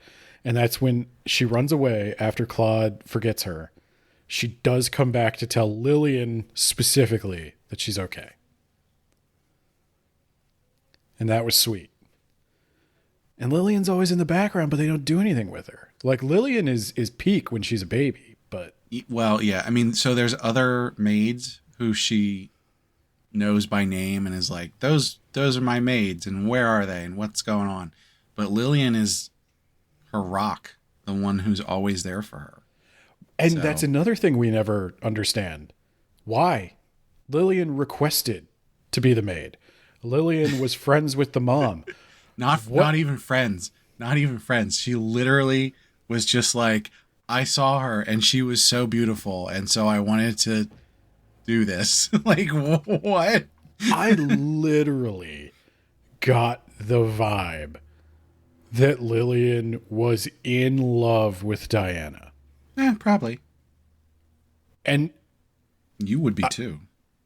Oh yeah, I mean, she's awesome. Well, oh yeah, we didn't even mention Diana makes an appearance when Athanasia goes into the World Tree. She manages to meet her mom, rescue her dad's memory, or rescue her dad from a coma or whatever. Which, by the way, had very strong Naruto vibes.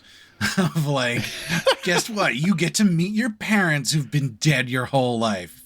Isn't that cool? I don't know what to say. Do you like football, son? Oh, you have a giant frog too? I've actually been watching you your entire life. Like, why didn't you? Wait, the entire life? Like, what have you seen? What do you know? Did you see that part where I kissed Sasuke? That was just like I was just practicing for Sakura. You know, it was an accident. Yeah, his tongue went in first. But yeah, it's heavily implied that Felix and Lillian are like a thing, which totally makes sense because Felix is best boy and Lillian is best girl. So I'd be down for it. If only it were a story with a lot of room for you to write more stuff. If we ever get side stories, which we're supposed to, when is it going to happen? It's literally still marked as on hiatus and not over. Well, okay. So if this came out, you said the last chapter was 2019? Yeah, let's see here. Okay, there's no dates on here. So I have to go with the official site, which was 606 days ago. So I don't know how they come around to doing these things. I would consider that done. Like, do they normally come back to things after 2 years? I haven't seen another completed one that has taken this long. But I mean, everything on the official site still has it marked as like not over. So well, there you go. George R. R. Martin's Who Made Me a Princess. Yeah, right. Again, it could be we get the anime sometime in 2024 and then they come back to it. Hopefully. Because there's stuff we still need to see. I agree. And if they come back to it and they have her get with Ezekiel instead of Lucas, then we riot. Yeah, I agree. They're gonna don't force me to defend the 2,000-year-old man. Let's all just quietly accept that that's what happened. The only thing that makes it okay is the fact that he acts like a child. I think the only what makes it okay for me is the fact that she's 60. She's lived she's on her third lifetime. She's made it to like 18 in the first one, like 20 something in the second one. I feel like she's mature enough. I like that she has her own magical power and she's also used the world tree. Yeah. So she's more his equal than maybe she was at the beginning. Right. Like, and he doesn't seem bothered by that. That's also nice. I think that while it wasn't really explicit, when he fell in love with her, it was too early. By the end of the series, where she is acknowledging her feelings for him and his feelings for her, by that point, it's okay. I'm choosing to headcanon that he saw her potential to be somebody who could keep up with him. Yeah.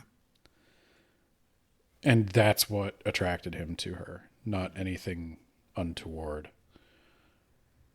Yeah, shall we rubric?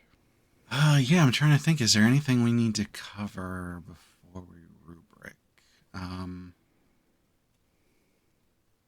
I had a thought a while ago that I was like, oh, before we rubric, but I've lost it. It'll come out halfway through the rubric. Yeah, it always does. Um, well, so do we? I guess we're gonna give it a little bit of a handicap and say we're not gonna include romance on this one. I agree. Um, if we did, romance would probably get a 3. So if you must know what we think about the romance. All right. So rubric time. Starting off with content and ideas.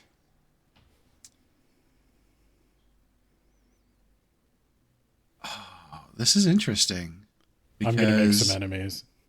coming back to this, the original ideas and plot, having read things that came after this, not so original.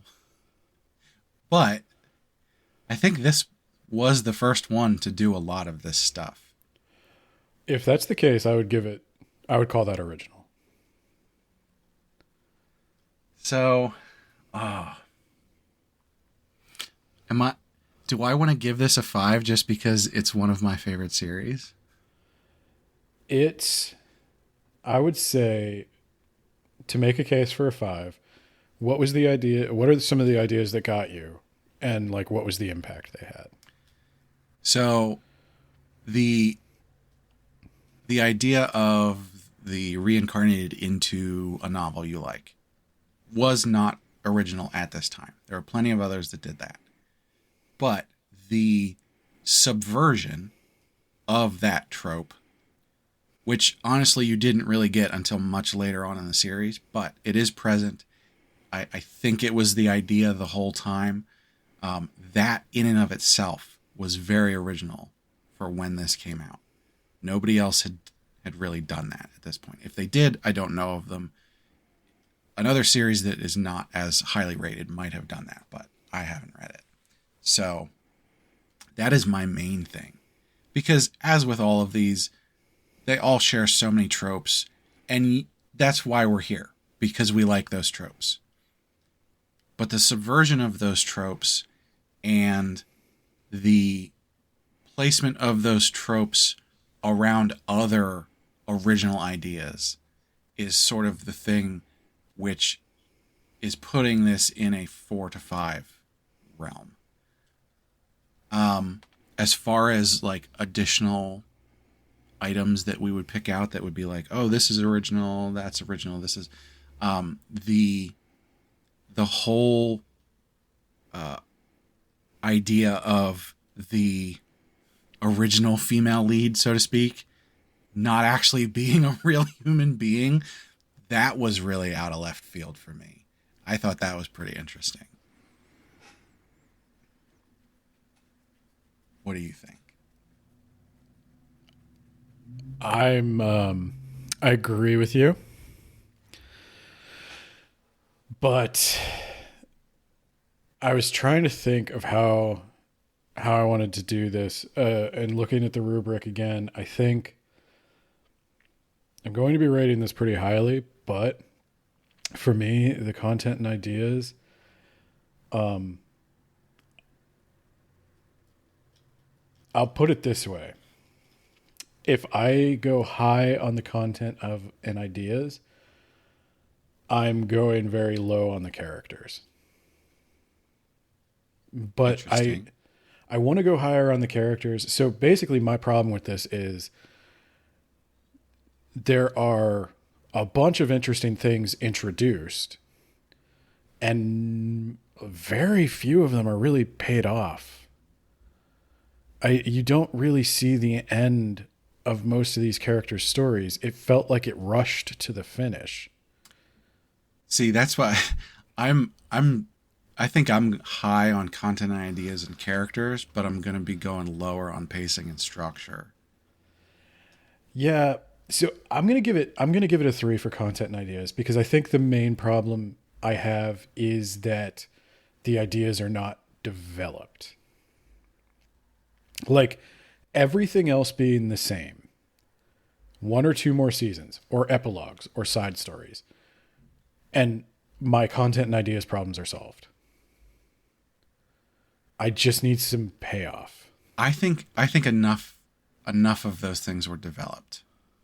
I think you're probably generally correct in this, and I'm gonna go with a 4 because of that.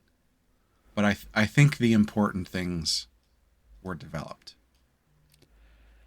I would have liked to see. I'll put it this way. So what do you think is like the core theme of the story? The father daughter relationship, as you've mentioned. Okay.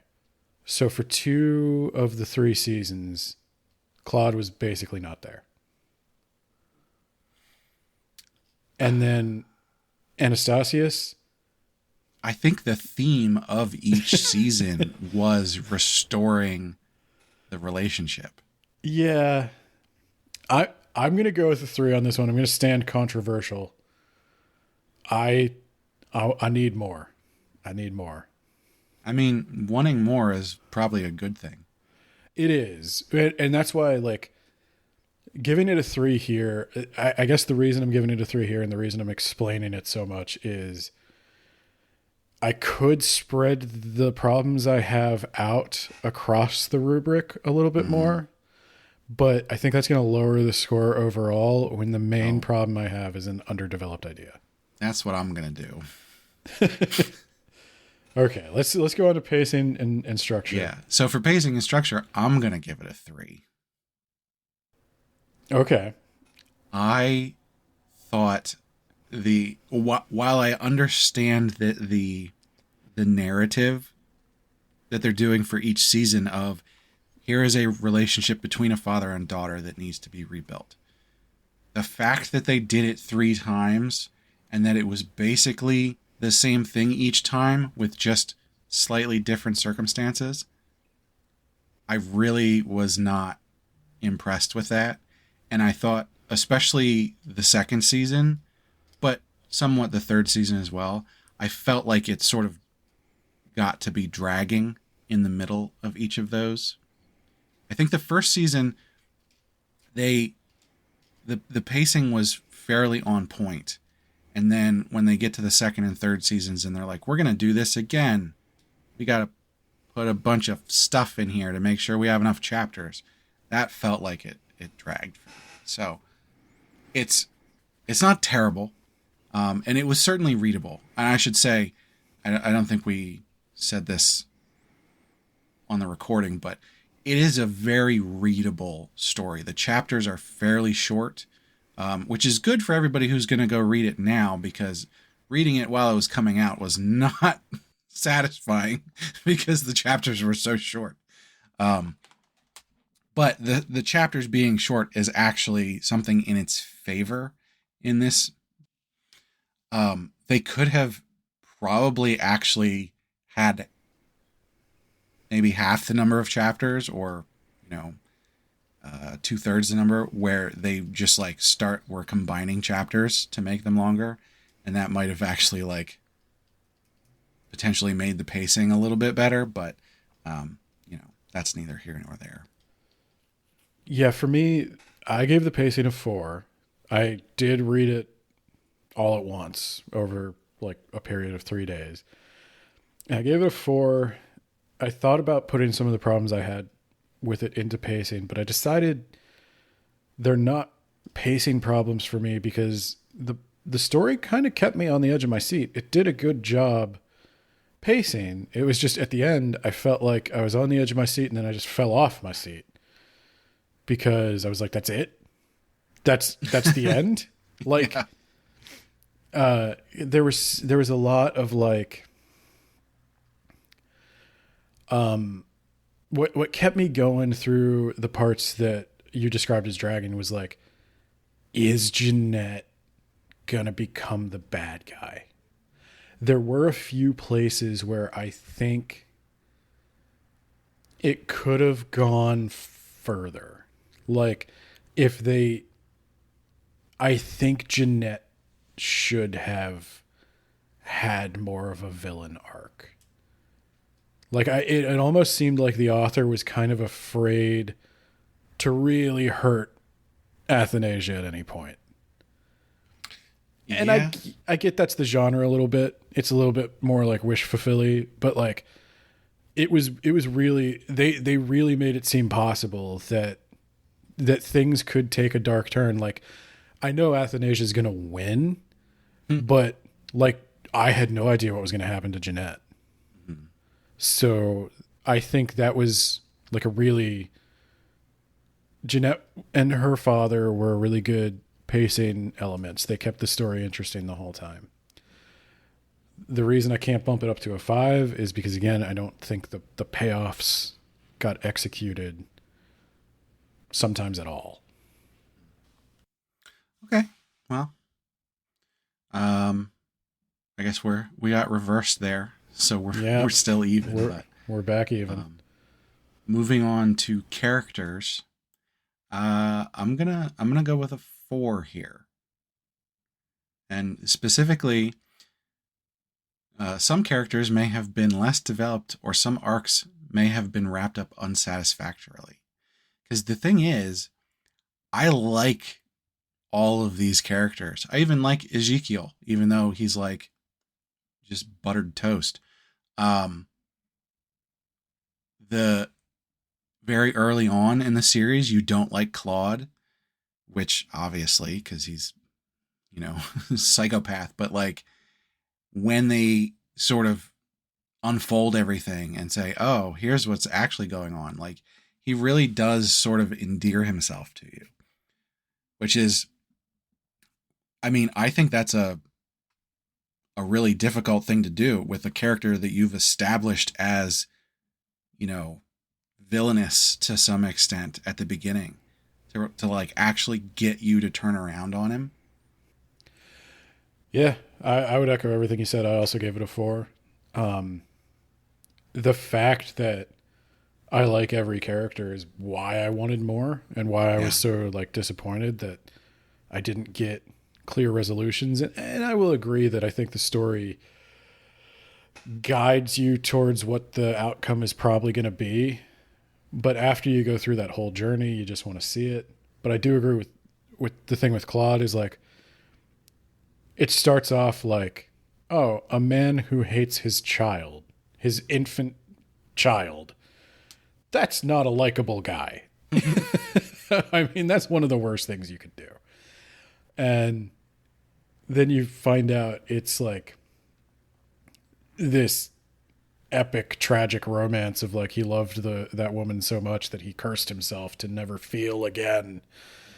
And I mean, it's very like high drama, and they do make you come around on Claude because we don't see Claude do the things he did in Athanasia's first life, which helps.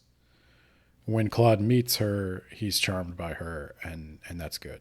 And he even treats Jeanette well. And so I liked his arc. And I think one of the most satisfying arcs that really deserved more time was Anastasius's arc. Yeah, potentially. I wound up kind of liking him as a character too. Like I kind of wish we saw a little bit more of his. I think it would have needed to be the flashback from like when he was a kid. That would. Yeah.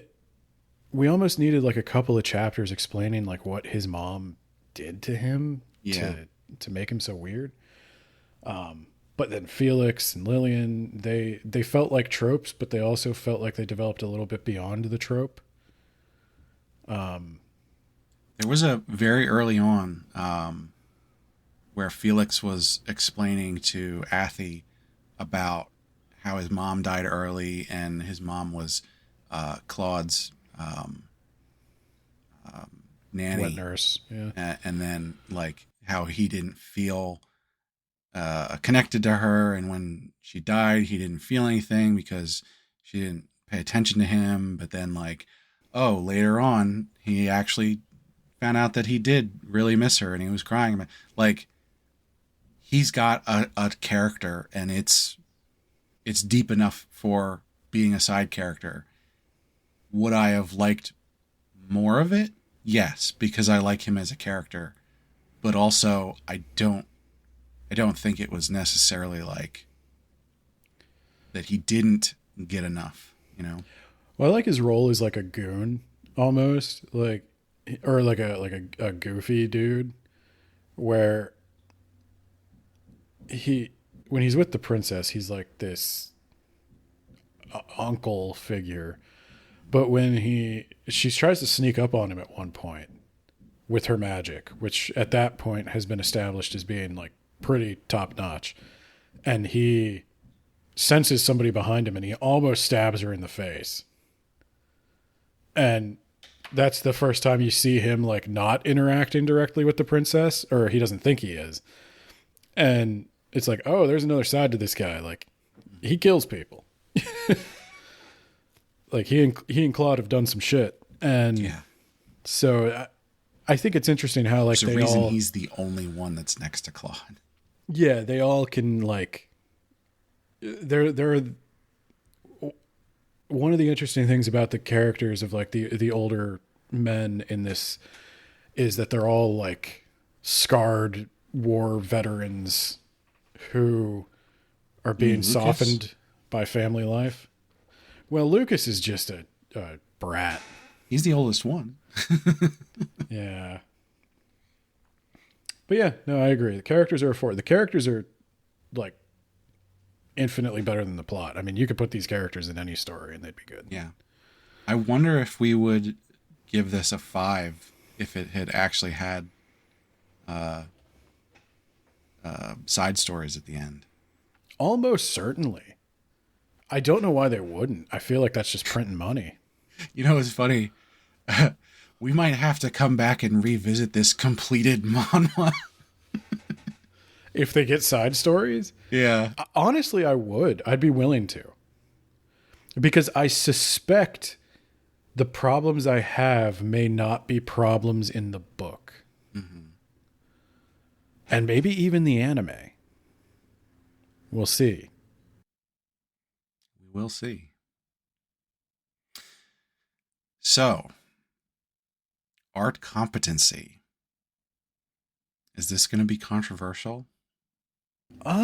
Maybe. I feel like I'm being generous. A 5. I'm also giving this a 5. It's I a don't little think that's- generous.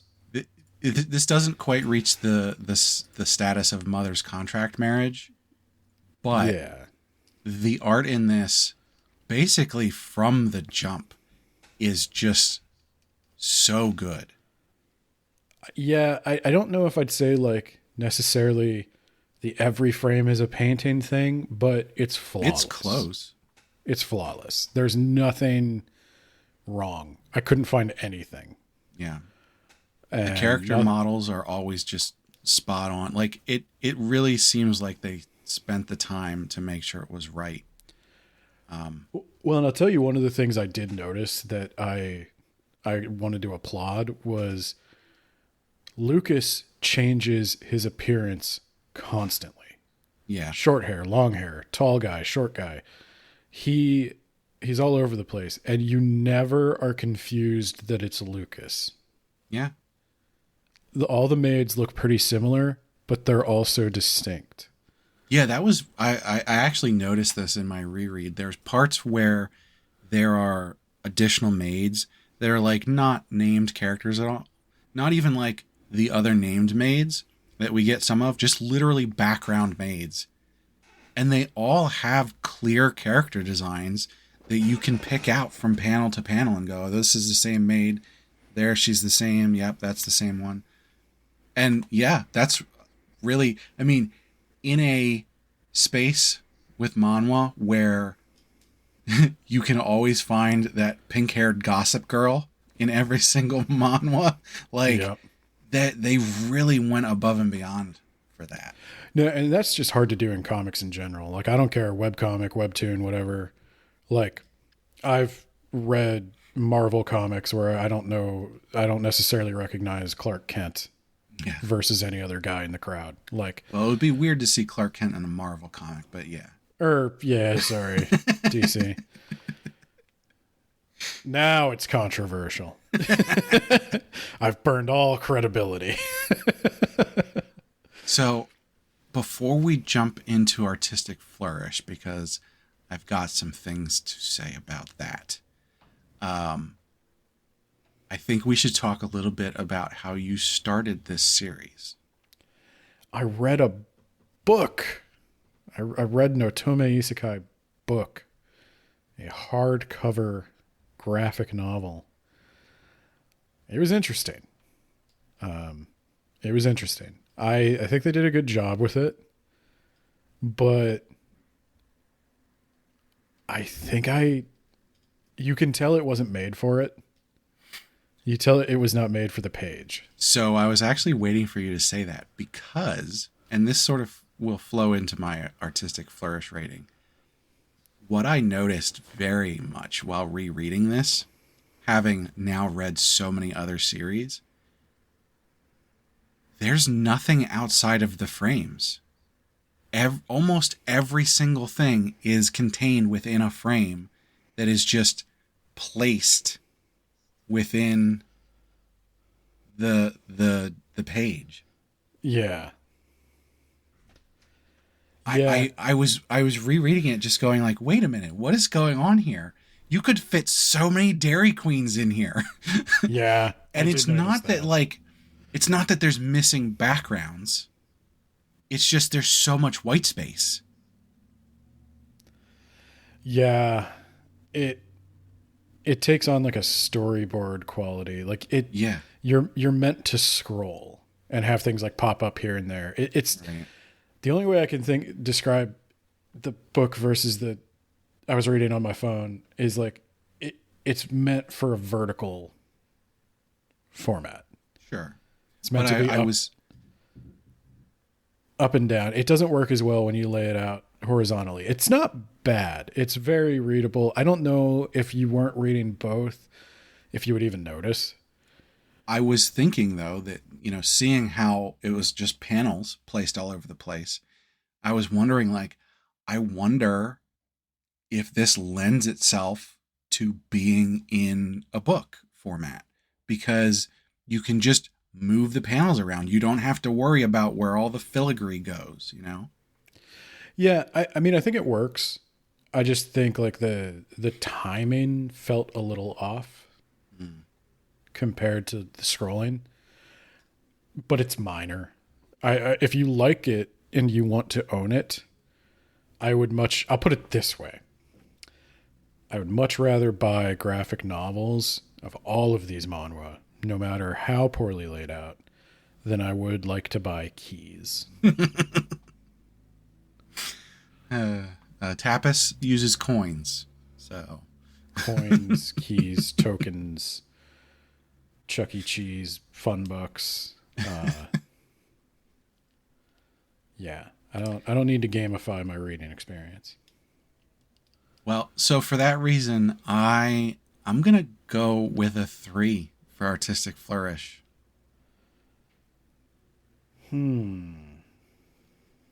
I should be clear to point out that I think there is artistic flourish here within each panel. They do a really good job with lighting. The backgrounds are really nice. The panel layout itself is mostly thoughtful. As you said, as you're scrolling, it sort of flows, and you get like the call outs basically of this is important, and your attention gets drawn here and that. So like they're doing it.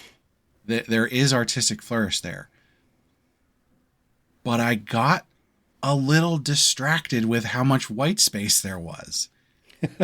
It really jumped out to me, and I went, what is going? It feels like there's something missing. You could have literally just put some stock flowers in the background and that wouldn't have happened, you know? Yeah, that's a good point. I went with a 4. I was a little more generous.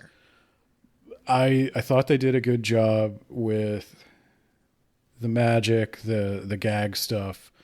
There was one panel that actually like got me to laugh, which is rare while reading a comic. Mm-hmm. Even the ones I think are funny, like Spy Family, I don't usually laugh out loud, but I think the one that got me, I think I posted it on the Discord, was Lucas says something like get rid of that one, and then the next panel is just Jeanette going, okay, bye. It was just like such a Jeanette moment, and it was just like she's so small, and it's just like such an afterthought that like get rid of her, and then she's just leaving because somebody mentioned getting rid of her. No, not even realizing she's been insulted. Yeah. There's a couple of things like that that just communicated exactly the right thing in exactly the right time. So I gave it a 4. I think that's fair. If they had done even the slightest bit of like background effects, I would have definitely given it a 4. But the fact that it literally jumped out to me as like, what is going on here? I just couldn't do it. Get Spoon an assistant. Yeah, really. I don't think Spoon needs to spend more time on that stuff, but like you could get an assistant artist to do that pretty easy. I mean, why don't you stick some Dairy Queens in there and send it to them? Maybe they'll hire you. I don't know if they're... I wonder if they would even understand. Do they have Dairy Queen in Korea? Oh, that's a good point. I don't know. Anyway, personal preference, 5. I went 4. Okay. I can think of improvements, namely more. You come back at me with these sides, like I tell you what, you're a hostage at this point. Your score is a hostage. I can make this a 5 if you just give me 20 to 40 more chapters. See, this is, I think we did this, what was the last, I gave one recently a 5 for personal preference, and it's the same sort of thing where it's like, yes, there are things that could be changed that I would be like, oh, this is better. But like, I don't need them to be changed. I love the story, the characters, the art is great. Like the stuff that it's doing, I don't need it to do anything else for me to like it as much as I do. You have the potential to be one of like the best comics I've read this year if I get 20 to 40 more chapters. Until then, I'm not sure when the anime is coming out, so we might not get those chapters this year. I'm willing to revisit this at any point.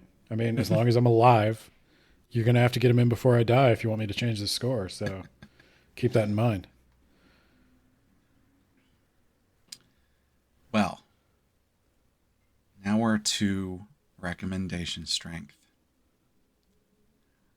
I'm going to do something a little bit controversial here. I know normally we get these ones that we really like. We're like, oh, this is a 4 because everybody who's a genre fan needs to read this. I'm going to go with a 5.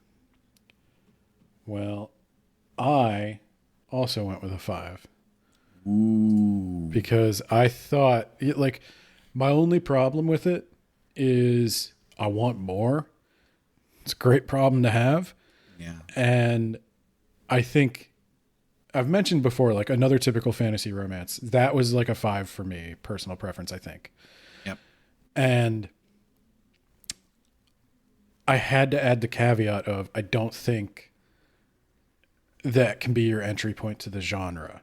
this could be your entry point to the genre. Yeah, because I don't think that there's anything in, like, there's definitely some trope things in here that, like, if you've read other series, this would, you would get a little bit more out of it by having some of that knowledge and seeing those tropes and going, ooh, I see what they're doing.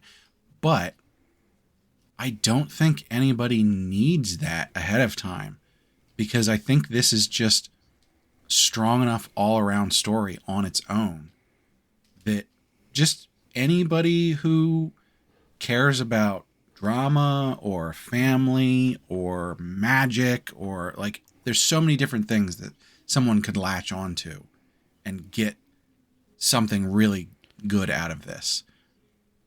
I don't think you need the genre fan caveat here. Yeah, I would agree. It's just a solid, like, fairy tale story. Yeah. There's plenty of lore, world building, things that make you ask questions, like, what's the world tree? That's just hanging out there. What's Lucas's relationship to it? Who is Lucas flashing back to? Like, the fact that I care about those things enough to be disappointed that I don't know the answer, I think speaks to the quality of the world building.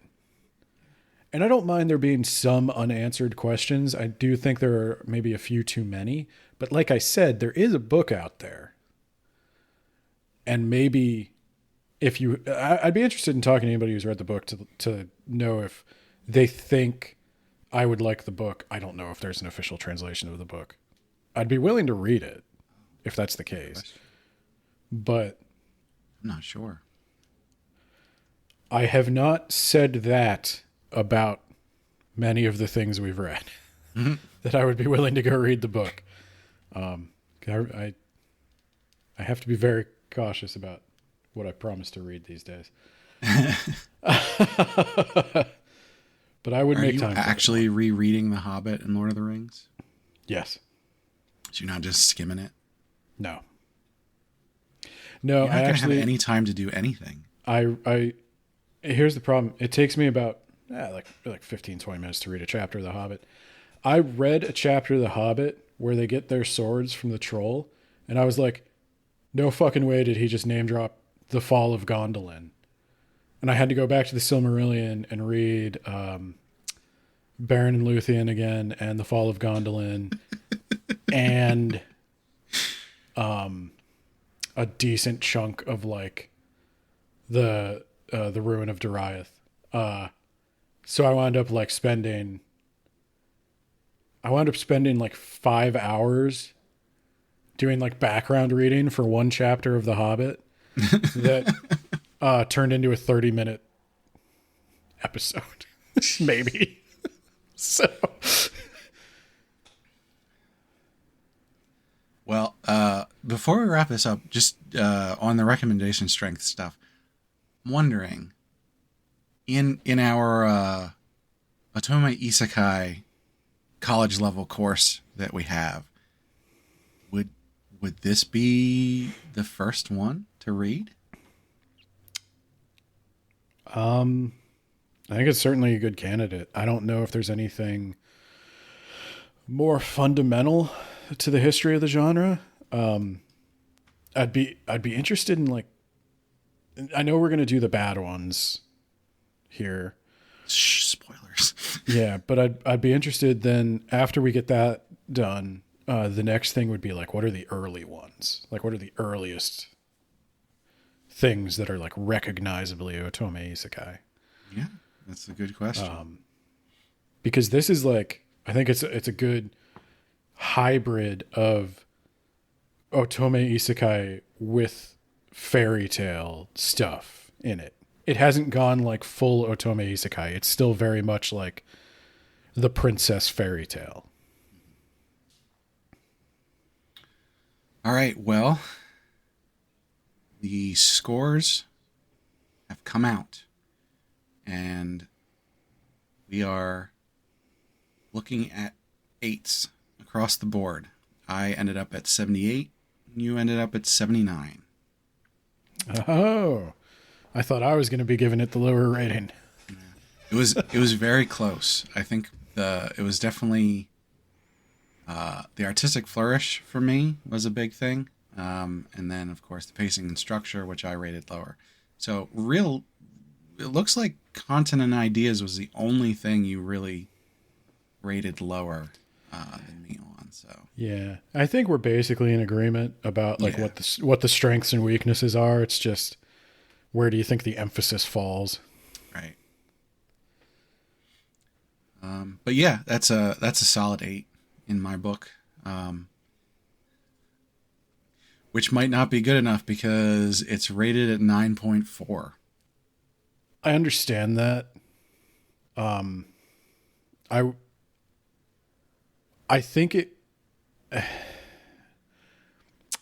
trying to think of how to say what I want to say. Like, I wanted to be kind to this story because, like, I have a genuine affection for it, and I read it very quickly. I didn't have any trouble finishing this on time. I was done days early, and I did not think I would be.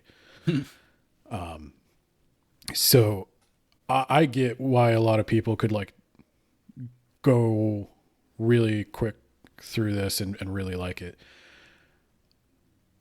I think it's got some weaknesses. I think it could be better. And so I don't want to.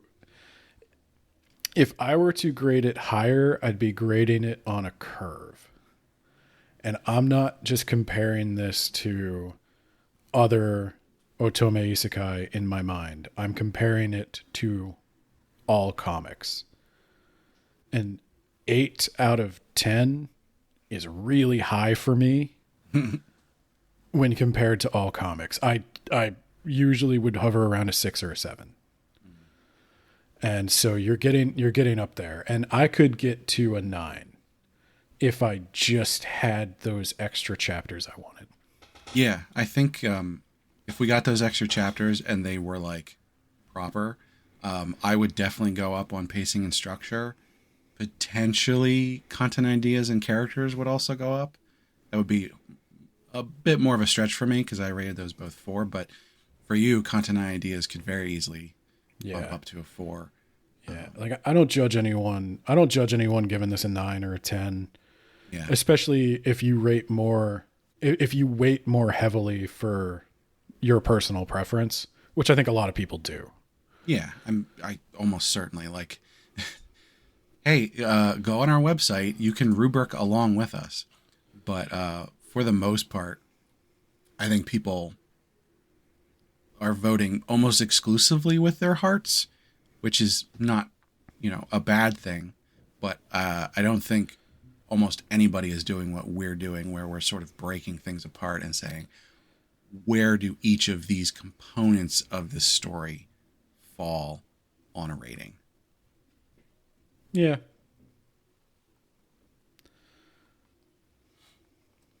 All right. Well, yeah, like I said, go on our website. You can rubric along with us. We have an interactive rubric up there. Don't click the include romance checkbox. We didn't include romance this time. Who knows? Maybe if we come back and re-rate this after the side stories, maybe we do include romance. Who knows? Well. Oh, So, you know what? If I included a romance, it goes up to a solid 80. So give it a 3 for romance, if you were wondering. who knew that getting a bad rating for romance would actually help it?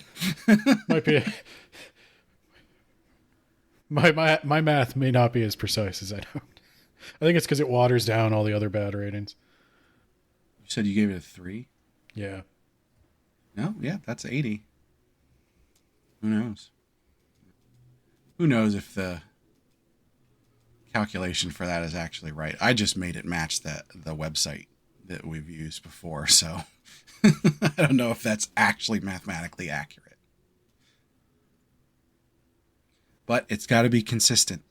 That's the important thing. It subtracts. I see what the problem is. It subtracts 1 point from 4 and 5, but you're adding 7 points for the new category. Mm-hmm. So it nets out to 1 more point. Don't worry about that part. We'll fix it later. No, we can't change it. Consistency. Okay. Well, that's the problem with standardized tests. That's why our Otome Isekai are being left behind. That's why the American Otome Isekai is just being killed by China and Korea. Well, so yeah, that was Who Made Me a Princess. Overall, good time. There is one problem, though. I never did find out who made her a princess. I think technically she made herself a princess. Oh, my God. It's an Ouroboros of royalty. There was a homunculus. Or maybe the World Tree. The World Tree made her a princess. I don't know. All right. Well, now is that time when we talk about what we're going to do next time. And we've been getting some pretty good responses for our polls, where you can go on our Patreon, and if you support us at all on Patreon, you get to vote on the next series. But there's not going to be a vote next time, because next time we're doing something a little special. We've already had votes on this. So the next episode that we do, we're going to be covering 3 of some of the worst rated manhwa that exists. Yeah. In order to properly calibrate our rubric, we're going to read these 3 series. So we started with 9, and everybody voted, and we got down to 3 that we're going to cover. So in order of highest rated to lowest, first is Savor the Taste, which was recommended to us by Observer Status on the Otome Isekai Discord, and that is rated at 7.3, which honestly I think is a little high. But is it about food? See. What is the taste? What are we savoring? I'm not sure.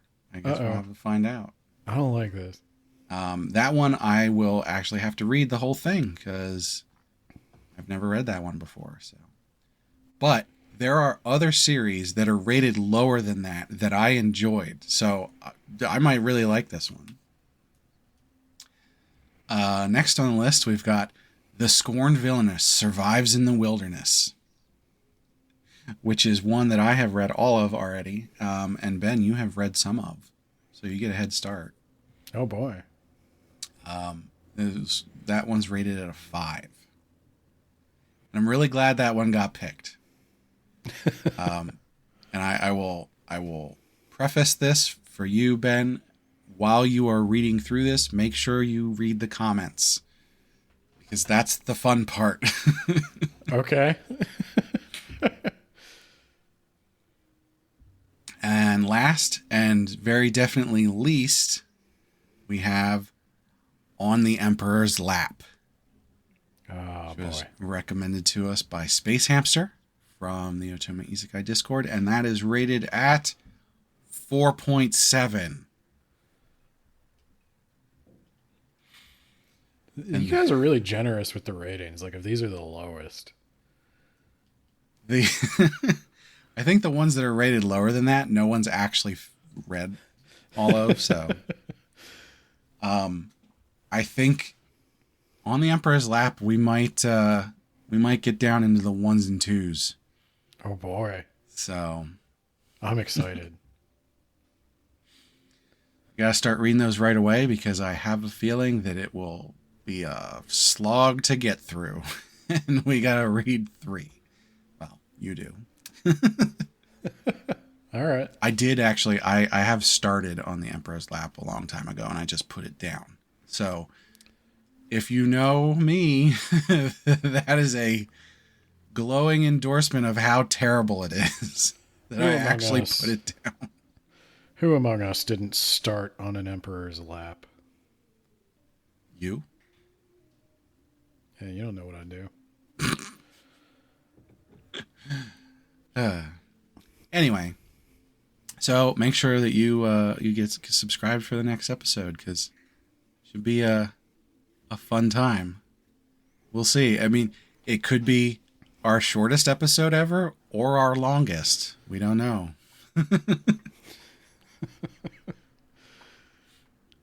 And make sure you check out the Patreon because at the end of the next episode, we'll be announcing 3 more to vote on for the next episode after that. And I got some prime picks for that one. Because we're going to need something to bring us back from the brink after reading these 3. Well, that'll do it for today, and thanks for listening. Before we go, I wanted to thank Sugoi Mart for partnering with us. Sugoi Mart's a retailer of Japanese snacks, drinks, toys, and merch. They have all kinds of cool stuff that you can't get outside Japan. And for our listeners, if you check the link in the description or use code APR15 at checkout, you get 15% off your first order. And that also helps us out, so be sure to check that out. And get yourself something nice. I don't think you can probably get stuff for Valentine's Day at this point, but maybe have a belated Valentine's Day. They do actually have a lot of interesting things specifically for Valentine's Day, so it's something to check out. And we'd like to hear what you think. You can check us out on social media, and you can even tell us what series you'd like us to cover. We're always looking for suggestions. So you can check out the website, animepodcasterreincarnation.com, where you can leave comments on these podcast episodes and also find other posts and reviews. And we've got a Discord where you can chat with us. We've had some really good discussions on there lately. It's a good place to come out and just chat. And as I said, you can check out our Patreon. The supporters get to vote on what we're going to cover on heroin addiction, as well as getting the high-quality stereo version of the podcast early. And we'd love to hear what perks people want.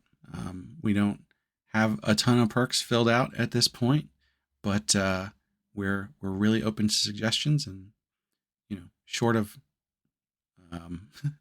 things that are completely unreasonable, we'll probably go with whatever people want. So. And of course, we want to give our patrons a shout out. So starting at our Reincarnator tier, we've got Cake Dwarf and Moon. And at our Merchant tier, we've got Kill Hour. And last and definitely not least, at our Commoner tier, we've got Rena. Thanks so much to our patrons. Be sure to check out our regular podcast, That Time I Got Reincarnated in the Same World as an Anime Podcaster. And as we've alluded to a little bit, if you can't get enough of Ben talking about reading stuff, you should check out Words About Books. You wanna tell them what you've been covering lately? By who? Let me see. We've been covering The Deep Sky by Yume Kitase. It's a science fiction book. We had some problems with it. It's fair to say. We're going to be starting up another podcast here mid-February, talking about Tolkien. It's going to be short episodes every week, covering one chapter of The Hobbit and then The Lord of the Rings at a time. Encourage anybody who's interested in that to read along. Did you count how many chapters it is total? No, I have no idea. I don't know what I've signed up for. But it's going to be multiple years. Well, we'll see. If people stop listening to it, I'll stop doing it. But we've also got one coming out that might be interesting to listeners of this podcast. It is the Honjin Murders by Seishi Yokomizo. It is a Japanese murder mystery book. He is widely considered to be like the Japanese Agatha Christie. It takes place in like 1935. So there's a lot of like, I know that's a period that people are interested in having covered more. So it's a locked room murder mystery taking place in rural Japan in 1930s. So people might get a kick out of it. It's been interesting to read. There's a lot of terms I've had to learn, like honjin and lots about old Japanese houses. I did not know. Awesome. Well, people should definitely check that out. And once again, I want to thank everybody for listening. We hope you had a good time listening. We had a fun time discussing this. And now, in honor of Valentine's Day, which will be here shortly, I have to go find an excellent bottle of manhwa to have with our romantic candlelit dinner. 'Cause I'll see